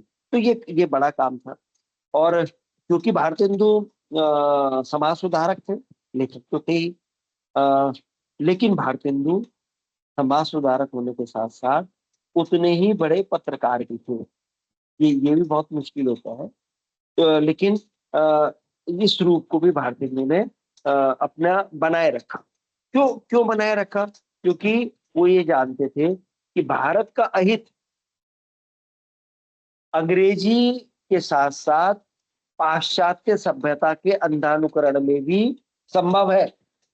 देख लीजिए, मतलब अगर हम पाश्चात्य फैशन का एक मोटे तौर पर उसकी नकल करना शुरू कर देंगे, तो क्या होगा, दूसरी जनरेशन के बाद जो यहाँ खेती करने वाले किसान हैं, वो जो है जी नहीं पाएंगे। क्योंकि वो चेतना फैलाना भी काम था भाई। कृषकों को भी, उनके भी कुछ हक हैं, मजदूरों के भी कुछ हक हैं, स्त्रियों के भी हक हैं, बच्चों के भी कुछ हक हैं। इन सब सारे एंगल थे। क्योंकि कई बार ये पूछा जाता है कि उन्होंने इतनी सारी पत्र पत्रिकाएं क्यों निकाली। भाई, एक ही पत्र पत्रिकाओं को वो चला सकते थे, तो उसका कारण तो क्या है कि अगर एक के ऊपर बैन लग जाता था, वो बंद कर देते थे, वो नया नाम उसको देते थे। दूसरा, एक जगह पर वो टिकते नहीं थे। जैसे मैंने कहा कि एक जगह पर दमन हो गया तो दूसरी जगह उनको जाना पड़ता था, नाम उनको बदलना पड़ता था। और तीसरा, जो सबसे अहम है कि आपने दमन के आगे हथियार नहीं टांगने, बल्कि दमन जो कर रहा है उसको इस रूप में आप उसको डरा दो, है ना, उसको चैलेंज कर दो कि वो ये समझ जाए कि आप उसकी चालबाजी को समझ चुके हैं, जैसे कि भारतेंदु समझ चुके हैं। भारतेंदु के अखबारों में लेख बड़े बड़े पैमाने पे छपते थे, जो अंग्रेजों को सावधान कर रहे हैं। कोई भी मुद्दा होता था, लोकल मुद्दा होता था, राष्ट्रीय मुद्दा होता था, यहाँ तक कि अंग्रेजी समाज का मुद्दा, उसके ऊपर वो बड़े चुटीले उसमें खुद भी लिखते थे और दूसरों से भी लिखवाते थे। तो ये बड़ा काम भारतेंदु ने किया। मंडलों की स्थापना की।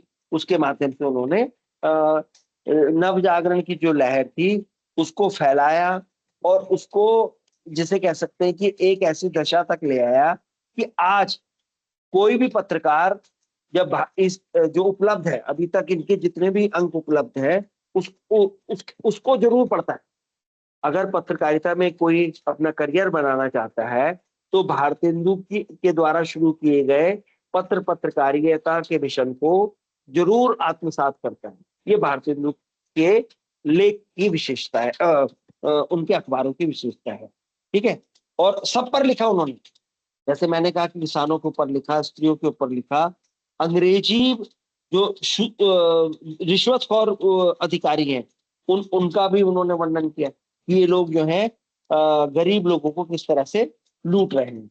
तो ये बड़ा हिस्सा आपने क्या काम करना है, भारतेंदु की पत्रकारिता के ऊपर तैयार करना है।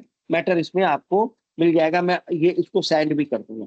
ठीक, तो जैसे कि पूर्व भारतेंदु युग में पत्रकारिता का केंद्र कहाँ था, कौन सा था बताओ, ये ध्यान रखा करो। अभी अभी बात बंगाल। बंगाल था, ठीक है। हाँ, और बनारस फिर दूसरा केंद्र बन गया भारतेंदु के आने के बाद। तो बनारस जो है एक बड़ा केंद्र बन गया। भारतेंदु की पत्रिकाएं तो थी उसमें, दूसरे जगह से भी पत्रिकाएं शुरू हो गई थी। मासिक पत्रिकाएं कुछ आई, बाल बोधनी, आर्य मित्र और काशी समाचार, ये सब की सब मासिक पत्रिकाएं थी। लेकिन इसमें वही इन्होंने मनोभाव रखे जाते थे जो कि उस दौर की जनता के मन को प्रेरित कर रहे थे या मन को मत रहे थे। इस तरह की चीजें उन अखबारों में आनी शुरू हो गई और लाइन लग गई। जब भारतेंदु निकाल रहे थे पत्रिकाएं तो कानपुर से ब्राह्मण नाम का एक दैनिक पत्र निकला, फर्रुखाबाद से भारत सुदशा एक अखबार निकला। तो ये सब ऐसे उपक्रम थे जिसने कि हिंदी पत्रकारिता को बहुत आगे बढ़ाया और उसको शुरुआत में ही खड़ा करके रख दिया। और इनका भी जो लक्ष्य था केवल यही था कि अंग्रेजों को सावधान करना, अंग्रेजों को ये बताना कि अब तुम्हारा जो वो समय है वो समाप्त हो गया है, तुम लोगों को अपने देश में चले जाना चाहिए। ये उस दौर की पत्रकारिता का मूल मंत्र हुआ करता था कि उनको डराया जाए। ठीक है, अब भारतेंदु की पत्रकारिता की चेतना का एक उदाहरण मैं आपको दूं।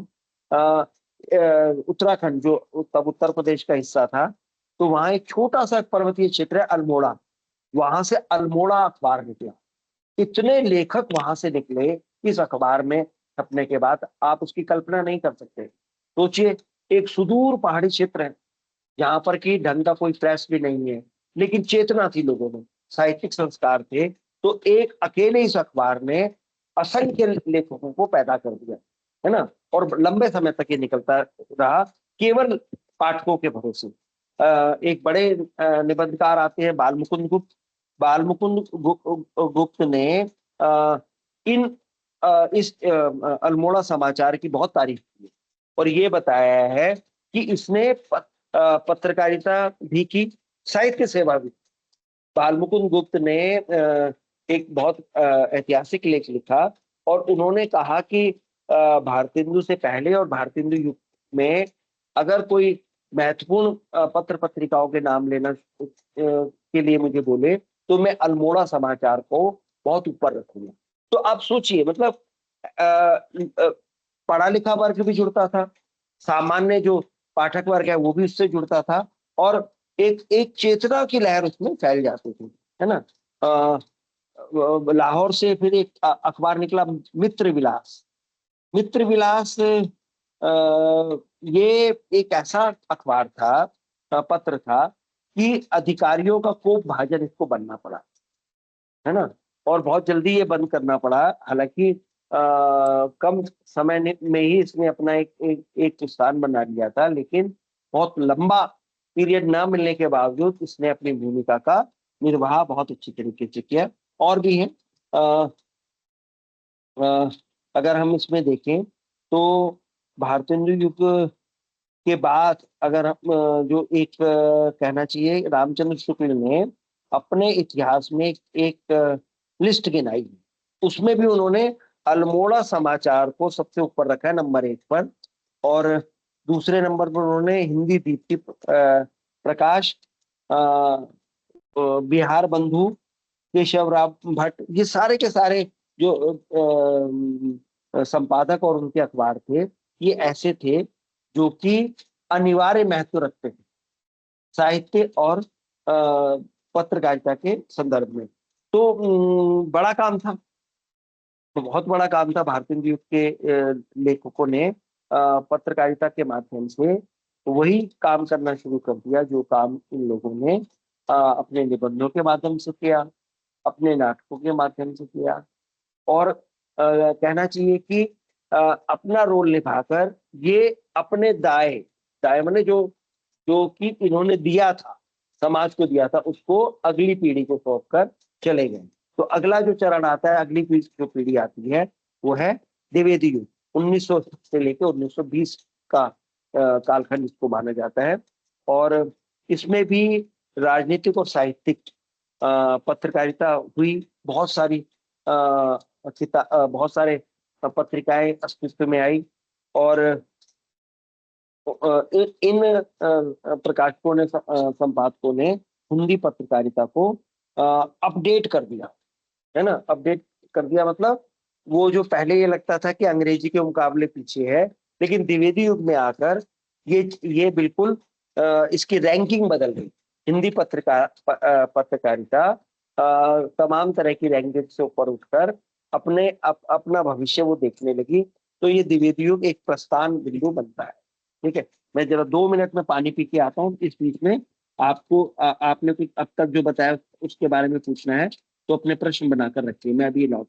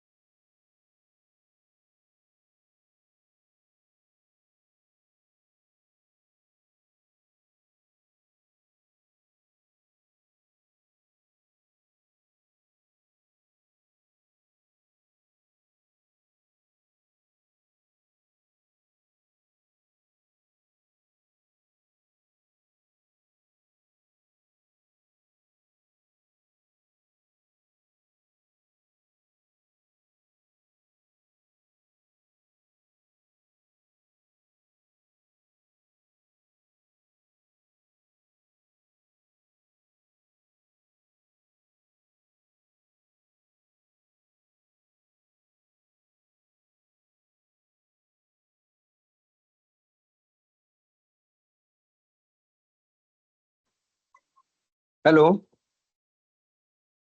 हेलो। जी सर। हाँ, तो हम आगे शुरू करते हैं। तो द्विवेदी युग में, जैसा कि नाम से ही आपको पता चल गया होगा, पत्रकारिता में इसको द्विवेदी युग कहा जाता है। अ, हिंदी पत्रकारिता जिसे कहते हैं कि एक उस पायदान पर वो पहुंच गई कि बहुत आसानी से उसे स्तरीय पत्रकारिता का नाम दिया जा सकता है। कई सारे लोग अलग अलग जगह से अपना काम कर रहे थे। अ, अ, गणेश शंकर विद्यार्थी ने एक अखबार निकाला, प्रताप, कानपुर से, है ना। और खंडवा मध्य प्रदेश का एक बड़ा हिस्सा है। खंडवा आमतौर पर किशोर कुमार के जन्म स्थान के से जोड़ा जाता है, जो बड़े प्रसिद्ध गायक थे। वहां से प्रभा नाम की मासिक पत्रिका निकली।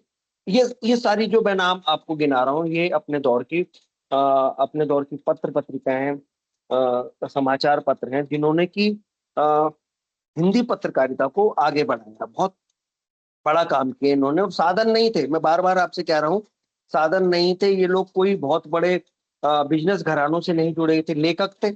अधिकतर इनके जो प्रकाशक, संपादक, मालिक हुआ करते थे, वो लेखक हुआ करते थे। तो इन्होंने वही अपना पैसा लगाकर निकाला, वही जो भारतेंदु की परंपरा थी, उसको ये लोग आगे बढ़ाते चले गए। और 1900 में इलाहाबाद से ऐतिहासिक एक घटना जैसे घटित हुई, और पत्रिका निकली सरस्वती। सरस्वती पत्रिका जैसी ही आई, तो एक नाम सामने आया। वो नाम था महावीर प्रसाद द्विवेदी का। संपादक थे, निबंधकार थे, आलोचक थे, कविताएं भी उन्होंने लिखी, ठीक है। लेकिन जो सबसे बड़ा योगदान है, हिंदी पत्रकारिता को विकसित किया। साहित्यिक पत्रिका के माध्यम से हिंदी पत्रकारिता को विकसित करने की राह दिखाई। और उसके अलावा हिंदी साहित्य को महत्वपूर्ण लेखक दिए, विचारक दिए, आलोचक दिए। यानी हर विधा के लेखक सरस्वती में छपकर जैसे अमर हो गए। और महावीर प्रसाद द्विवेदी बड़ी सरकारी नौकरी छोड़कर आए थे, रेलवे की नौकरी छोड़कर आए थे। और उससे समझ लीजिए कि 5 गुना अधिक उनको सैलरी मिलती थी, जिस सैलरी पर वो आए। तो मिशन के तहत आए थे वो, कि मैं पत्रकारिता करूंगा, लिखने पढ़ने के लिए मुझे मिलेगा। और सबसे बड़ी बात, मैं अपने समाज को संस्कारित कर पाऊंगा। समाज कोई एक वर्ण विशेष का, एक जाति विशेष का समाज नहीं था, भारतीय समाज। ये लोग बहुत बड़ी सोच वाले लोग थे। ये छोटी सोच रखते ही नहीं थे। इनके लिए जो देश था वही घर था। ये पंक्तियां महावीर प्रसाद द्विवेदी ने अपने एक निबंध में लिखी है ना। तो इससे पता चलता है कि ये लोग मतलब किस उसके सोच के साथ आगे बढ़े। और यही कारण है कि इन्होंने जो काम किया वो आज भी स्थायी महत्व रखता है। उसके बिना आप नहीं जा सकते। पत्रकारिता सिखाने वाले संस्थान, वो आज भी सरस्वती की फाइलों के माध्यम से, पुराने अंकों के माध्यम से अपने छात्रों को बताते हैं कि देखिए भाषा नीति कैसे होती थी, जो भाषा पॉलिसी बनती थी, निर्ममता से उसके ऊपर काम किया जाता था। तो भाषा के विकास में, साहित्य के विकास में, और पत्रकारिता के विकास में, पत्रकारिता में, कि जैसे मैंने कहा कि शुरुआत से ही साहित्यिक पत्र पत्रिकाओं में राजनीतिक विषय, और राजनीतिक विषय है तो आजादी का भाव उसमें होगा। तो इन लोगों ने पत्रकारिता को केवल एक विधा तक, एक सेक्टर तक सीमित नहीं किया, असीमित बना दिया। ठीक है। तो बहुत डिटेल में उसकी जरूरत नहीं है। सरस्वती पत्रिका के बारे में, महावीर प्रसाद द्विवेदी के बारे में बहुत सारी चीजें आपको मिल जाएंगी। कुछ समय तक इसके संपादक श्याम सुंदर दास भी रहे। हिंदी के प्राध्यापक थे इलाहाबाद बनारस विश्वविद्यालय में। लेकिन वो नाम ये नहीं पैदा कर पाए जो कि महावीर प्रसाद द्विवेदी ने किया, क्योंकि उतने बड़े विजन के ये संपादक नहीं थे। इनका जो विजन था, इनका जो दृष्टि क्षेत्र था, सीमित था। सरस्वती संपादक के रूप में तो अगर कोई स्थापित है तो महावीर प्रसाद द्विवेदी हैं। और लोग भी रहे। महावीर प्रसाद द्विवेदी के बाद एक मध्य प्रदेश के बहुत बड़े निबंधकार हैं, पदुम लाल पुन्नालाल बख्शी। ये संपादक रहे। देवीदत्त शुक्ल, देवी दयाल चतुर्वेदी, श्री नारायण चतुर्वेदी, ये सारे संपादक हैं। इन संपादकों के नाम आपको पता होने चाहिए कि महावीर प्रसाद द्विवेदी के अलावा कौन कौन से इसके संपादक रहे। मैं दोबारा आपके सामने रिपीट कर रहा हूं इनके नामों को। श्याम सुंदर दास, पदुमलाल पुन्नालाल बख्शी, देवीदत्त शुक्ल, देवी दयाल चतुर्वेदी, श्री नारायण चतुर्वेदी, ये सब लोग सरस्वती के संपादक मंडल में रहे, संपादक बने रहे। लेकिन जो ख्याति या अमर ख्याति द्विवेदी जी को मिली वो किसी और को नहीं मिल पाई, क्योंकि उन्होंने काम उसी निष्प्रह भावना से किया, बिल्कुल निर्लिप्त भाव से किया। बड़े लेखक का नाम उनके लिए बहुत महत्वपूर्ण नहीं होता था, लेखक का काम महत्वपूर्ण होता था। तो ये उन्होंने किया और उसका उनको खामियाजा भी चुकाना पड़ा। लोग उनके शत्रु बने, लोग उनको नापसंद करते रहे, उनके साहित्य का विरोध हुआ, है ना, उनको द्वितीय दर्जे का या तीसरे दर्जे का निबंधकार माना गया। तो ये दुर्भाग्य था, लेकिन वो उससे विचलित नहीं हुए और संपादक धर्म वो निभाते चले गए और एक आदर्श रखा। द्विवेदी जी ने जो सबसे बड़ी बात है, जो आज भी हम ये कहते हैं, अगर एकदम किसी को कहना होता है कि देखो संपादक तो महावीर प्रसाद द्विवेदी थे, है ना। सोचिए कोई व्यक्ति जो कि कोई बहुत बड़ा कवि नहीं है, बहुत बड़ा नाटककार नहीं है, जिसने बहुत महत्वपूर्ण कथा साहित्य नहीं लिखा, निबंध लिखे लेकिन वो भी कोई बहुत बड़ी संख्या में नहीं लिखे, केवल और केवल पत्रिका को संपादन करने के कारण उसको उसके नाम से पत्रकारिता में, निबंध में और दूसरी विधाओं में विधाओं का नाम उसके नाम से पड़ा। देखिए बड़े कवि नहीं थे, लेकिन द्विवेदी युग भी उन्हीं के कारण पड़ा। तो ये एक महत्वपूर्ण काम था, उनकी पत्रकारिता वाला जो पक्ष था उसके कारण उनको ये सब चीजें मिली। और द्विवेदी जी को अगर हम देखें तो उन्होंने अपने संपादकियों में, अपने निबंधों में जो इसमें छपे या दूसरी पत्रिकाओं में छपे, एक चीज जो सबसे महत्वपूर्ण कही कि आपको अपनी भाषा और भाव ये शुद्ध रखने पड़ेंगे। भाषा और भाव की शुद्धता, है ना, ये पंडिताओं वो नहीं है, बयान नहीं है। क्योंकि अगर आपकी भाषा शुद्ध नहीं है, शुद्ध का मतलब क्या है, उसमें कोई मतलब उस तरह की अशुद्धियां नहीं है, तब पाठक उसके प्रति आकृष्ट होगा। अगर उसमें वर्तनी की अशुद्धियां हैं, आप उसको ठीक से नहीं बोल पा रहे हैं, तो पाठक उसमें नहीं होगा। ये अलग बात थी कि वो उसको स्थानीय डायलेक्ट को, स्थानीय लहजे को अशुद्ध नहीं मानते थे, लेकिन लेखन के क्षेत्र में वो ये कहते थे कि एक भी मात्रा की अशुद्धि अपराध है, तो वो नहीं होनी चाहिए। ठीक वैसे ही जो भाव है आपके, वो भी शुद्ध होने चाहिए। अपने देश के प्रति उच्च भाव आपके मन में होने चाहिए। तो ये लक्ष्य था, इन लोगों का ये लक्ष्य था। तो जाहिर सी बात है कि ये लोग बड़े निबंधकार थे, बड़े पत्रकार भी। तो इन्होंने जो काम किया, बाद में आपने तिलस्मी और अय्यारी उपन्यास के क्षेत्र में एक नाम सुना होगा, देवकीनंदन खत्री। खत्री जी ने, उनके एक मित्र थे माधव प्रसाद मिश्र, बनारस से ही उन्होंने सुदर्शन नामक एक पत्रिका निकाली। चंद्रधर शर्मा गुलेरी ने जयपुर से इंदु और शाहबाद से ईश्वर प्रसाद शर्मा ने मनोरंजन, ये कुछ महत्वपूर्ण पत्रिकाएं निकाली, जो जिनका पैटर्न ऑलमोस्ट, बिल्कुल तो नहीं कहा जा सकता कि, लेकिन ये कहा जा सकता कि लगभग सरस्वती के आधार पर था। और चाहे वो खत्री जी हो या चंद्रधर शर्मा गुलेरी हो, ये महत्वपूर्ण लेखक भी रहे, है ना।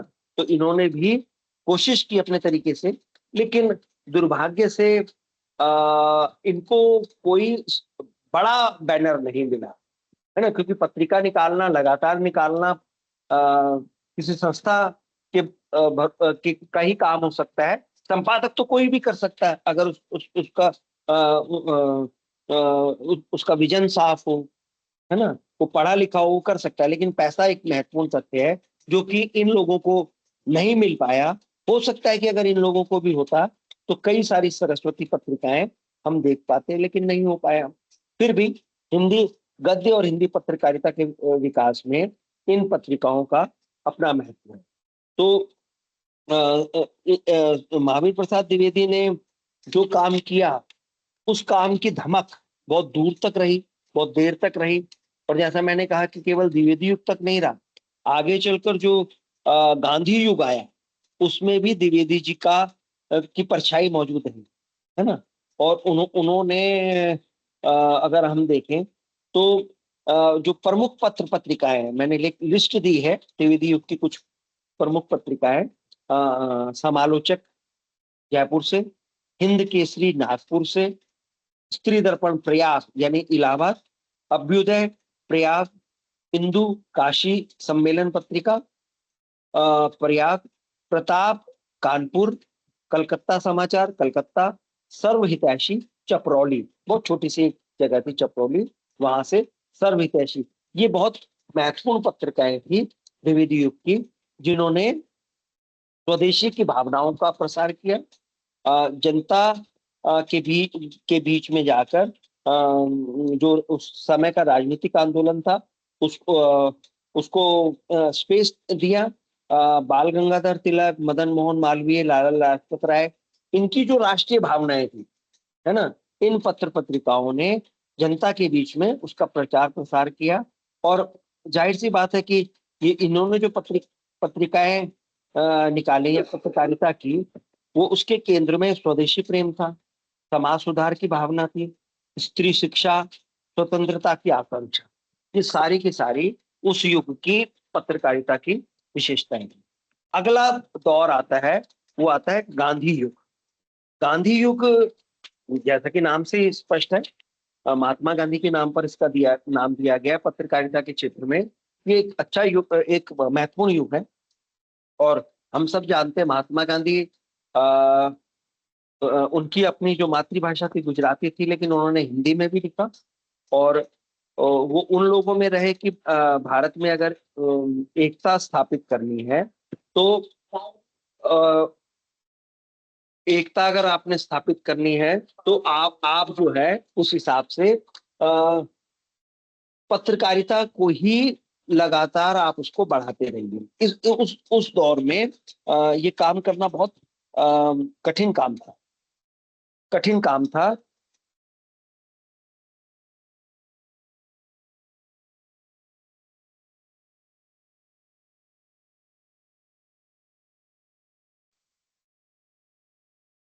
तो गांधी ने जो रास्ता दिखाया, वो रास्ता चाहे वो नवजागरण काल यानी भारतीय युगीन पत्रकारिता का हो या द्विवेदी युगीन पत्रकारिता का हो, उसके अलावा इन लोगों ने जो रास्ता दिखाया वो पत्रकारिता में एक कहना चाहिए कि वैचारिक स्वच्छंदता लाया। अब ये देखिए कि गांधी के साथ अगर हम स्वच्छंदता शब्द का इस्तेमाल कर रहे हैं तो ये बहुत अंतर्विरोध ग्रस्त लगता है, क्योंकि जब ये लेख के रूप में छपा था तो मेरे पास कई लोगों के फोन भी आए कि गांधी और स्वच्छंदतावाद ये कैसे हो सकता है। तो पत्रकारिता के असल में इसको समझने की जरूरत है। गांधी के दौर में क्या काम रहा कि स्वच्छंद इस अर्थ में हो गया कि पत्रकारिता में विषयगत स्वच्छंदता आ गई, आप किसी पर भी लिखिए। ये दौर ऐसा था जिसमें कि संस्कृति और समाज, सिनेमा, है ना, इनके ऊपर भी लोगों ने कहना चाहिए कि लिखना शुरू कर दिया। तो ये इस रूप में स्वच्छंदतावादी दौर कहा जाता है। सरस्वती तब भी निकल रही थी, मर्यादा, स्त्री दर्पण, ये ऐसी पत्र पत्रिकाएं थी जिन्होंने कि गांधी युग में चीजों को आगे बढ़ाया। और एक पत्रिका जिसको कि आपने अंडरलाइन करना होगा आपको, उसका नाम है कल्याण। कल्याण आज भी निकलती है, गीता प्रेस गोरखपुर से निकलती है। इसको मूल रूप से धार्मिक पत्रिका माना जाता है भी। जो हिंदू धर्म है उसमें जो पौराणिक विषय हैं उनको उठाती है, लेकिन इसने हिंदू धर्म के में जो हिंदू धर्म की समीक्षा करने की बात भी कही कि जो कुरीतियां अगर आ गई हैं उसको दूर करना भी हमारा फर्ज बनता है, ये भी है। और जो हिंदी कल्याण ने दी, है ना, वो हिंदी थोड़ी अलग हिंदी है, लेकिन ये पत्रिका आज भी निकल रही है और आज भी उसी भाषा में निकल रही है। और अगर किसी ने भारतीय अध्यात्म या भारतीय संस्कृति या भारतीय धर्म पर काम करना है तो कल्याण का बड़ा ऐतिहासिक महत्व है।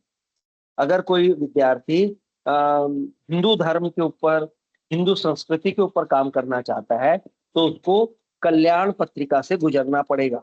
अपने तरह की अकेली पत्रिका है जो कि आज भी निकल रही है। और इसी दौर में हंस लेकर गांधीवादी दौर में प्रेमचंद आए थे, प्रेमचंद ने हंस निकाला, आज भी निकल रही है। बहुत लंबे समय तक बंद रही, फिर राजेंद्र यादव ने इसको निकाला जो बहुत बड़े कहानीकार थे, और आज भी एक बड़े कथाकार नाटककार संजय सहाय इसके संपादक हैं, वो निकाल रहे हैं। तो हंस पत्रिका आज भी निकल रही है, गांधीवादी दौर से जो शुरू हुई थी। ठीक, तो इन पत्रिकाओं ने अपने अपने तरीके से हिंदी भाषा और साहित्य को बढ़ाया। एक और जो पत्रिका है जिसने कि कहना चाहिए कि अलग अलग विधाओं को, यानी साहित्यिक विधाओं को स्थान देने की कोशिश की। सुबह आप लोगों ने एक प्रश्न किया था, क्या था वो प्रश्न, क्या किया था वो, जो पहेलियों वाला प्रश्न था ना, क्या प्रश्न आया था वो सामने, राम कुमार, हेलो। हाँ सर सुन रहा हूँ।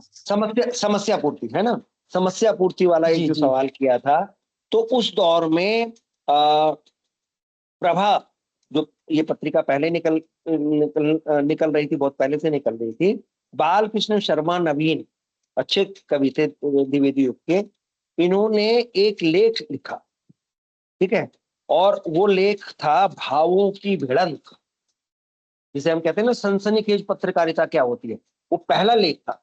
नाम ही देखिए, भावों की भिड़ंत। और नवीन जी ने उसमें तहलका मचा दिया कि निराला की जो कविताएं है ना, वो नकल है। वो किसकी नकल है? रविंद्रनाथ टैगोर की नकल है। और जब ये निकला तो तहलका मच गया। निराला तब तक स्थापित हो चुके थे, एक बड़े कवि थे छायावाद के, और ये उन्होंने ये कह दिया कि ये जो क्या कहते हैं, निराला की जो कविता है वो मौलिक कविता नहीं है। तो सोचिए, और मजेदार बात क्या है कि नवीन जी ने उसे किससे लिखवाया था? मैथिली शरण गुप्त से। हालांकि छद्म नाम से वो लिखा था, ऐसी एक फेक नाम उन्होंने रखा था, लेकिन वो बार बार उससे इनकार करते रहे कि मैंने नहीं लिखा, लेकिन कई लोगों ने पहचान लिया था कि मैथिली शरण गुप्त ने वो लिखा था। तो आप मतलब इससे ये समझ सकते हैं कि आज भी इस तरह की पत्रकारिता दिखाई देती है। आज तो बहुत आम है, लेकिन उस दौर में थी। और ऐसा नहीं था कि निराला को कमतर कवि साबित किया जाना हो, ये बताया गया कि ये काम अच्छा नहीं है, रचनाशीलता हमेशा मौलिक होती है। तो देखिए कैसे कैसे काम किए हिंदी पत्रकारिता में लोगों ने। हिंदी देखकर बड़ा आश्चर्य होता है कि जो आज हमें दिखाई देता है, लगभग 100 साल पहले इन लोगों ने कर लिया था, है ना। और वो लेख ऐसा था कि जिसको लेकर संपादक के ऊपर हमले किए गए कि आप इसका खंडन करो और माफी मांगो निराला से, है ना। यानी वाद विवाद जो था, जो एक बड़ा हिस्सा आज ज्यादा बड़े उसमें आ गया है, उस दौर में ये सब किया। तो इन लोगों ने कई किस्म के काम किए जो हिम्मत की अपेक्षा रखते हैं, बहुत हिम्मत उसके लिए चाहिए जो इन्होंने दिखाई, ठीक है। तो जो अगर हम देखें जो काम भारतेंदु से पूर्व के लेखकों ने किया उसको इन सब ने आगे बढ़ाया। और गांधी युग के बाद तो क्रांतियां हो गई, एक ने, मैं कह रहा हूँ, कई प्रकार की पत्रकारिता से संबंधित क्रांतियां हो गई। इतनी पत्रिकाएं एक साथ निकली कि देखकर अचरज होता है, आज भी नहीं निकलती। आज भी उतनी बड़ी संख्या में हिंदी समाज, जो कि बहुत आगे बढ़ चुका है आर्थिक धरातल पर भी, चेतना के धरातल पर भी, उतनी पत्रिकाएं आज दिखाई नहीं देती जो कि उस दौर में निकली। और हर कोई जो भी लेखक था, साहित्य रचता था, वो पत्रकारिता भी करता था, है ना। और पत्रकार था तो साहित्यकार भी था। उसमें आगे बहुत महत्वपूर्ण है, श्री राम शर्मा है, है, प्रभाकर माचवे है, ये सब के सब जो थे ये पत्रकारिता, ये साहित्य के क्षेत्र से पत्रकारिता में गए। कुछ लोग रिवर्स भी था, पत्रकारिता से साहित्य के क्षेत्र में आए। एक नाम आपने सुना होगा, बनारसी दास चतुर्वेदी। चतुर्वेदी जी अच्छे संपादक थे और लगभग उसी परंपरा के संपादक थे जिस परंपरा के हजारी प्रसाद द्विवेदी थे। उन्होंने उस दौर के एक बहुत महत्वपूर्ण लेखक उग्र उग्र जी को ये कहा कि इनका जो साहित्य है वो घासलेटी साहित्य है ना, घासलेटी मतलब अश्लील साहित्य है, और उसको खारिज करने के लिए उन्होंने मुहिम छेड़ दी। तो एक कहना चाहिए कि डिबेट इस तरह से शुरू हो गई, और वो जो दौर था उसमें जो शत्रुता होती थी वो तार्किक होती थी, है ना, लेखन तक सीमित होती थी। ऐसा नहीं होता था कि विद्वेष के तहत उसमें निकाली जाता था। उसमें चाहे वो निराला के ऊपर किया जाता हो, उग्र जी के ऊपर आक्रमण किया जाता हो, वो केवल उनके साहित्यिक पक्ष को लेकर ही होता था। तो बड़ा स्वस्थ माहौल था।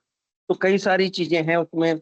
अगर आप एक लिस्ट बनाना शुरू करें उस दौर की पत्र पत्रिकाओं की, तो आपको कुछ सूचनाएं ऐसी ऐसी मिलेंगी कि देखकर आपको अचरज होगा। जो अ, एक एक मैं आपको बताऊं, कल्याण के बारे में आपको बता चुका हूं।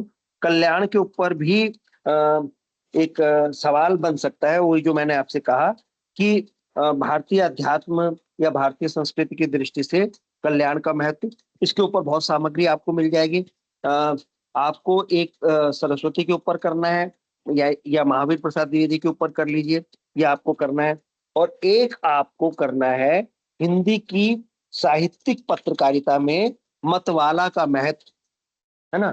मतवाला जो पत्र था, ये बहुत ऐतिहासिक दृष्टि से आगे, अपने समय से आगे का पत्र था, ठीक। और इसके संपादन मंडल में शिव पूजन सहाय और निराला, यानी निराला ने भी पत्रकारिता की है, वो जुड़े हुए थे। हास्य व्यंग प्रधान था, है ना, चुटकियां ली जाती थी, किसी को बख्शा नहीं जाता था। लेकिन बात वही थी कि उसका मतलब मजाक उड़ाकर उसके साहित्य का महत्व उसमें बताया जाता था। जैसे मैं बताऊं, निराला और पंत जी की प्रतिस्पर्धा बहुत रहती थी, दोनों समकालीन थे। दोनों के बारे में ये कहा जाता था, कुछ प्रशंसक कहते थे पंत बड़े कवि हैं, कुछ कहते थे कि निराला जो है बड़े कवि नहीं है, वो टैगोर की नकल करते हैं, है ना। और कुछ कहते थे कि पंत तो केवल अध्यात्मवादी है, वो केवल प्रकृति के ऊपर लिख सकते हैं, निराला उनसे बहुत बड़े कवि। तो ये चलता रहता था। दोनों कवि, क्योंकि पंत का भी बड़ा जीवन का हिस्सा इलाहाबाद या प्रयाग में गुजरा, जहाँ निराला रहते थे, एक ही शहर में रहते थे, एक ही आंदोलन के कवि थे, तो इनकी प्रतिस्पर्धा रहती थी। लेकिन इन सारी बातों के अलावा एक जो चीज थी कि ये दोनों दोनों जो बड़े कवि थे एक दूसरे का सम्मान करते थे। इसका उदाहरण पतवाला में मिलता है।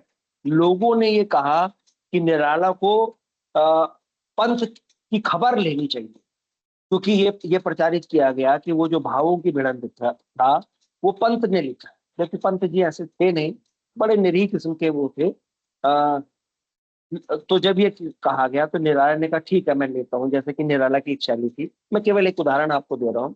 तो निराला ने उससे उलट काम किया।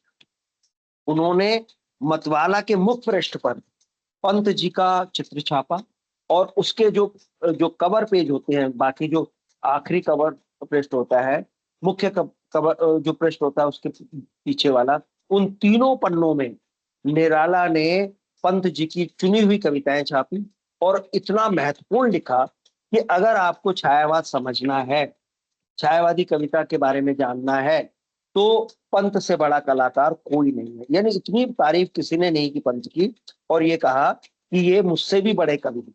तो आप ये देख सकते हैं कि जो साहित्यिक पत्रकारिता थी वो उस दर्जे की थी कि ठीक है आप मेरे प्रतिस्पर्धी हैं, लेकिन आपने काम किया है तो मैं आपको सम्मान दूंगा। तो ये मतवाला ने ये काम किया, और सबके ऊपर, मतलब उस दौर का कोई लेखक ऐसा नहीं था जो कि खुश नहीं होता था। अगर उसका मजाक भी उड़ाया जाता था तो उसको लगता था कि हाँ मेरे मेरे पास कुछ है, मैंने कुछ काम किया है। तो मतवाला इस तरह का एक पत्र बन गया था। दुर्भाग्य से बहुत लंबा नहीं चल पाया, वही पैसे का अभाव इसमें भी रहा, लेकिन छायावादी रचनाओं को इसने बहुत आगे बढ़ाया। छायावादी काव्य आंदोलन को ही नहीं, छायावादी आलोचना को भी आगे बढ़ाने में इसका बहुत बड़ा योगदान था। तो एक ये महत्व का काम इन लोगों ने किया। फिर तो कई सारे निकले। अगर हम देखें, उसके बाद अगर हम देखें तो एक दैनिक पत्रों वाले अगर उस तरह से देखें तो स्वतंत्र नाम का एक दैनिक पत्र निकला कलकत्ता से, और ये जो पत्र निकला स्वतंत्र, जैसा कि इसका नाम था, अंबिका प्रसाद वाजपेयी। अंबिका प्रसाद वाजपेयी के ऊपर बहुत ज्यादा लोगों ने काम नहीं किए। विशुद्ध गांधीवादी पत्रकार थे और बिल्कुल उसी तरीके से वो रहते थे, उसी तरह की उन्होंने पत्रकारिता की। लेकिन गांधी का असहयोग आंदोलन अगर जनता के बीच में प्रचारित किया, जनता का समर्थन उसको मिला, तो स्वतंत्र अखबार का बहुत बड़ा योगदान है। जैसे हम कहते हैं ना कि भाई उस चैनल ने उसको समर्थन किया, है ना, उस चैनल के कारण ही ये विचार आगे बढ़ा। तो ये लगभग ऐसा ही था। स्वतंत्र का रोल भी उस दौर में इसी रूप में हम देख सकते हैं।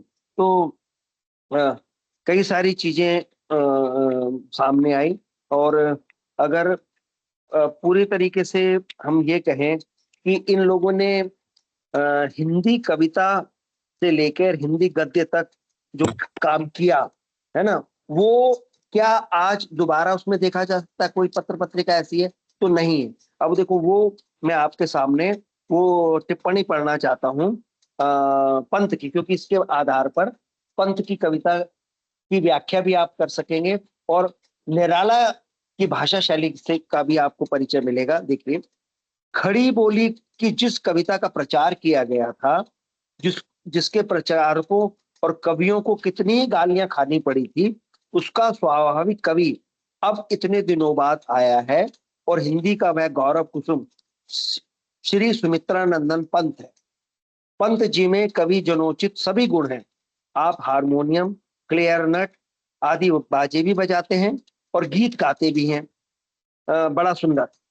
जिस समय आप स्वर कविता पढ़ते हैं, उस समय आपकी सरस शब्दावली और कमनीय कंठ श्रोताओं के चित्त पर कविता की मूर्ति अंकित कर देते हैं। ये छोटा सा अंश मैंने अपनी किताब में रखा है।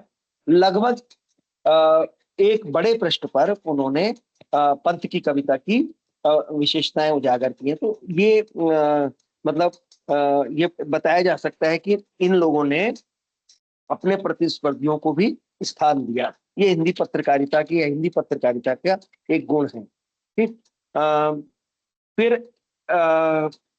अलग अलग जगहों से, जैसे मैंने कहा कि शुरुआत में कलकत्ता से हुआ, फिर लाहौर से भी पत्र पत्रिकाएं निकली, बनारस एक बड़ा सेंटर बना, पहाड़ से भी निकला, अल्मोड़ा समाचार का उदाहरण आपके सामने है ना।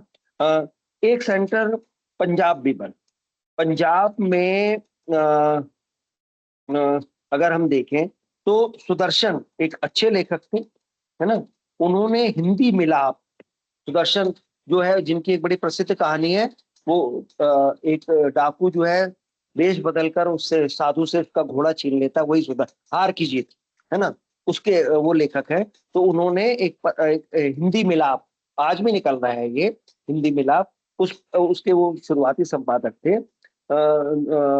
उन्होंने शुरू किया। पंजाब क्योंकि हिंदी भाषी क्षेत्र था, लेकिन हिंदी भाषा को दूसरी भाषा के रूप में इस अखबार से मतलब उसकी स्थापना उसने की गई। और दिल्ली में एक अध्यापक थे दिल्ली विश्वविद्यालय में, वो इंद्र विद्या वाचस्पति, उनके नाम से एक रोड भी है शक्तिनगर की तरफ से, अगर आप आते हैं तो वहां आपने वो नाम पढ़ा होगा। और उन्होंने जो राष्ट्रवादी विचारधारा आज चल रही है, उसके उस दौर में वो बहुत बड़े व्याख्याता थे, इंद्र विद्या वाचस्पति। उन्होंने दिल्ली से ही एक अखबार निकाला, वीर अर्जुन, आज भी निकलता है। वीर अर्जुन जिस दौर में उस दौर में जब निकला, तो ऐसे विचारों का महत्व अलग से पहचाना गया, है ना।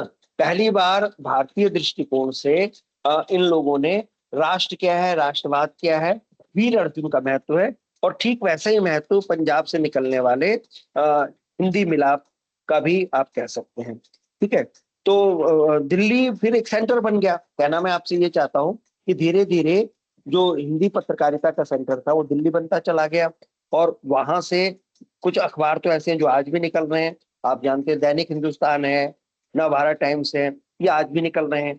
ठीक है, फिर जनसत्ता आप देख सकते हैं।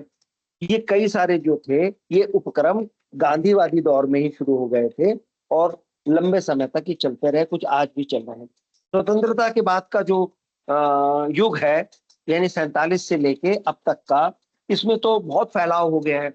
आज अगर आप देखेंगे तो जैसे मैंने आपको शुरू में ही कहा कि पत्रकारिता के बाद मीडिया आ गया है ना।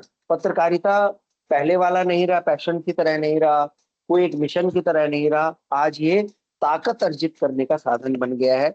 लेकिन फिर भी हिंदी पत्रकारिता का एक अगर हम ये देखें तो इसने अपनी ताकत को मनवाया है ना। एक उदाहरण आप देख सकते हैं, कोई भी चैनल ऐसा नहीं है जो दृश्य माध्यम का जो कि हिंदी में अपना वो ना निकालता हूँ।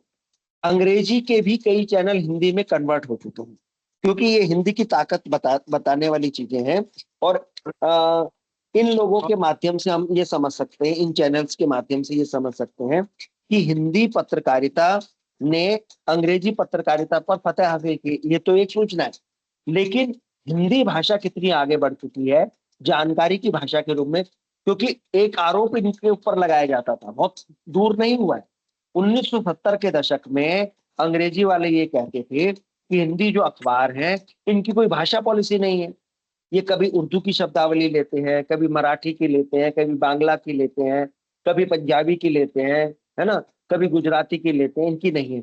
आज देखिए ये वो समझ नहीं पाए।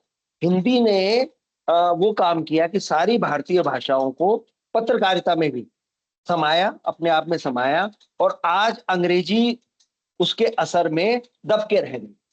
सबसे ज्यादा एक बड़ा उदाहरण, क्योंकि ये पूछा जाता भी है, आपने इंडिया टुडे ग्रुप का नाम सुना होगा, चैनल है उनके। जितनी अंग्रेजी और भारतीय भाषाओं की सर्कुलेशन है उससे डबल हिंदी इंडिया टुडे का सर्कुलेशन है ना। तो ये एक उसकी ताकत का सूचक है, हमारी भाषाई दक्षता का सूचक है, हिंदी पत्रकारिता के विराट व्यक्तित्व का सूचक है। हिंदी भाषी क्षेत्रों से भी हिंदी अखबार निकल रहे हैं, चाहे वो कलकत्ता हो या एक बहुत बड़ा अखबार पंजाब से निकलता है दैनिक ट्रिब्यून, है ना। इसमें इसके अलावा अगर हम देखें एनसीआर जिसे कहते हैं, वहां से तो कई सारे अखबार निकलने शुरू हो चुके हैं। बड़ी बड़ी पत्रिकाएं भी, साहित्यिक पत्रिकाएं निकली। एक जमाने में धर्मयुग और साप्ताहिक हिंदुस्तान हुआ करती थी, है। और उसके बाद तो एक लाइन लग गई, आज हंस निकल रही है, नया ज्ञानोदय निकल रहा है, कथादेश का प्रकाशन उसमें हो रहा है, साहित्य अमृत लगातार निकल रही है। तो ये क्या था, ये पत्रकारिता का गोल्डन एज आप इसको कह सकते हैं कि ये हमारे सामने मतलब इसका उद्भव हुआ और विकास भी बहुत जल्दी हो गया। बच्चों की कई पत्रिकाएं निकल रही हैं, और अगर वो देखें तो इन पत्रिकाओं का जो विषय क्षेत्र है ना वो बढ़ गया है। साहित्यिक पत्रिकाएं हैं, ज्ञान विज्ञान की हैं और मनोविज्ञान की है। उसके अलावा ऐसे विषयों के ऊपर केंद्रित वो पत्रिकाएं हैं जो पहले नहीं सोची जा सकती थी, है ना। बहुत बड़ी संख्या में लघु पत्रिकाएं आप निकालते हैं। एक टिप्पणी लघु पत्रिकाओं के ऊपर भी आप लोगों ने तैयार करनी है। हिंदी की लघु पत्रिकाएं, छोटी सी टिप्पणी कीजिए, उससे भी आपको जानकारी मिलेगी। एक कीजिए हिंदी की बाल पत्रिकाएं, है ना, उसकी छोटे छोटे काम अपने आप को दीजिए, तब आप पत्रकारिता के परिदृश्य से अच्छी तरीके से परिचित हो सकेंगे। ठीक है, अब बताओ, अब इसमें कर लिया है पत्रकारिता का विकास। सर लास्ट वाले में क्या बोला आपने? हिंदी लास्ट लघु वाले में पत्रिका और लघु पत्रिका और बाल पत्रिका, है ना। इसमें देखिए कि कौन कौन से निकलने, उससे आपको जानकारी मिलेगी। और एक आपने करना है हिंदी की ज्ञान विज्ञान से, हिंदी विज्ञान से संबंधित हिंदी की विज्ञान, है ना, इससे क्या होगा कि आपको पूरा पता चल जाएगा कि हिंदी भाषा में कितनी मतलब अलग अलग उसकी पत्रिकाएं निकल रही, क्योंकि एक सवाल अक्सर पूछा जाता है कि हिंदी में तो है ही नहीं, विज्ञान लेखन नहीं है, बच्चों की ढंग की पत्रिका नहीं है, तो आपके पास उत्तर होने चाहिए कि नहीं पहले भी ये पत्रिकाएं निकलती रही हैं, आज भी निकल रही है ना। तो ये क्योंकि जब आप उसमें कर रहे हैं तो समग्रता में आपको करना पड़ेगा।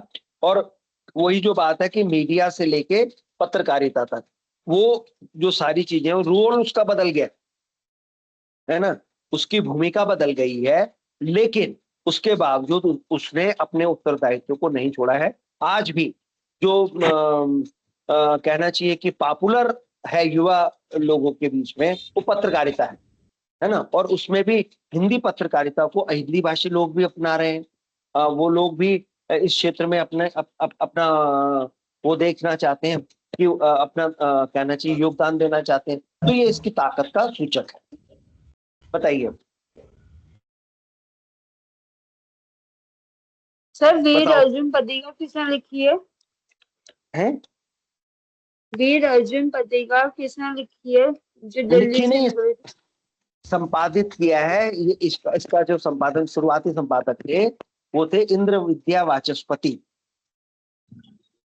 ठीक है, आज भी निकल रही है, लेकिन आज वो पहले जैसी तो नहीं है, क्योंकि लोगों का जो इसके मालिक हैं उनका रुझान नहीं है कि उस तरह की पत्रकारिता की जाए। निकल तो रही है, नाम के लिए निकल रही है, बड़ा दुर्भाग्यपूर्ण है। उसका एक जमाने में बड़ा ऐतिहासिक रोल था, और सजग करते मतलब एक दैनिक पत्र केवल एक ही एंगल के साथ जो निकल रहा है उसमें उसका योगदान था। और बताओ। हेलो हाँ जी बताइए। सर, प्रयोगवाद का वैचारिक, अगर क्वेश्चन आ गया प्रयोगवाद की वैचारिकता को बताइए, तो उस चीज को कैसे बताएंगे? देखो, एक वैसे तो ये प्रश्न बन तो सकता है, लेकिन ये बहुत बड़ा प्रश्न नहीं है ना। जैसे प्रगतिवाद का तो है वैचारिक परिदृश्य, मार्क्सवाद, साम्यवाद। प्रयोगवाद का अगर आपने करना ही है तो आप कह सकते हैं कि अस्तित्ववादी विचारधारा का प्रभाव है। तो जो अस्तित्ववादी विचार दर्शन है उसके तत्वों के आधार पर आप उसकी व्याख्या कर सकते हैं। शास्त्र का जो विचार दर्शन है उसके आधार पर कर सकते हैं। तो ठीक है, मतलब अस्तित्ववाद से प्रयोगवाद का जो जोड़ के फिर उसको लिख दे, है ना? हाँ हाँ हाँ हाँ। ठीक है सर। क्योंकि उसमें असल में प्रयोगवाद में अस्तित्ववाद भी है, फ्राइड का मनोविश्लेषणवाद भी है ना। तो ये दो तीन चीजें हैं, उसमें कोई एक विचार उस तरह से नजर नहीं आता। जैसे प्रगतिशील साहित्य में तो है, वहां तो मार्क्सवाद है, लेकिन इसमें प्रयोगवाद में कोई एक नहीं है, अलग अलग किस्म के उसमें स्त्री मुक्ति की भी बात है प्रयोगवाद में, है ना। तो अब वो क्योंकि बहुत सारी उसमें वैचारिक पद्धतियां शामिल है, तो वो प्रश्न बड़ा जटिल बनता है। रिसर्च का प्रश्न तो बनता है, तो बहुत रिसर्च हुई है उसमें प्रयोगवाद और नई कविता के वैचारिक पक्ष के ऊपर। लेकिन एमए के धरातल पर या एमए के स्तर पे कोई क्वेश्चन मोटे तौर पर नहीं बनता।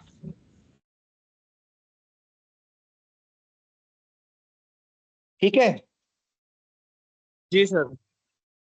तो समाप्त किया जाए इसका, है 3 मिनट रह गए हैं, तो इसको कीजिए। आप लोगों को शुभकामनाएं, मेहनत के साथ काम कीजिए। और अगर आप देखें तो आपके नोट्स आमतौर पर ठीक लगे मुझे, एसएल ने अच्छे नोट्स इसमें आपको दिए हैं। उसको भी उसके आधार पर भी आप कर सकते हैं। और जैसे मैंने कहा कि क्या कहते हैं, अच्छा हिंदी साहित्य का इतिहास आप ले चुके होंगे, उसकी भी आप सहायता ले सकते हैं। मैटर की कमी नहीं है हिंदी साहित्य के इतिहास में, मैटर की कमी नहीं है, केवल आपने तैयारी करनी है। तैयारी करने की पद्धति मैं बार बार उस तरह से बता चुका हूँ, आप लोग अपने हिसाब से भी करेंगे, क्योंकि हर किसी का तैयार करने का तरीका अलग होता है, लेकिन आपने नियमित रूप से करना है। ठीक है, ये महत्वपूर्ण चीज है। तो कभी कोई दिक्कत हो तो आप मुझे फोन पर भी पूछ सकते हैं। अगर मेरे पास समय होगा तो मैं आपका फोन ले लूंगा, नहीं तो उसके बाद मैं आपको फोन करूंगा। ठीक है, ठीक है, जी सर। चलो ठीक ठीक है है सर, धन्यवाद सर। ठीक।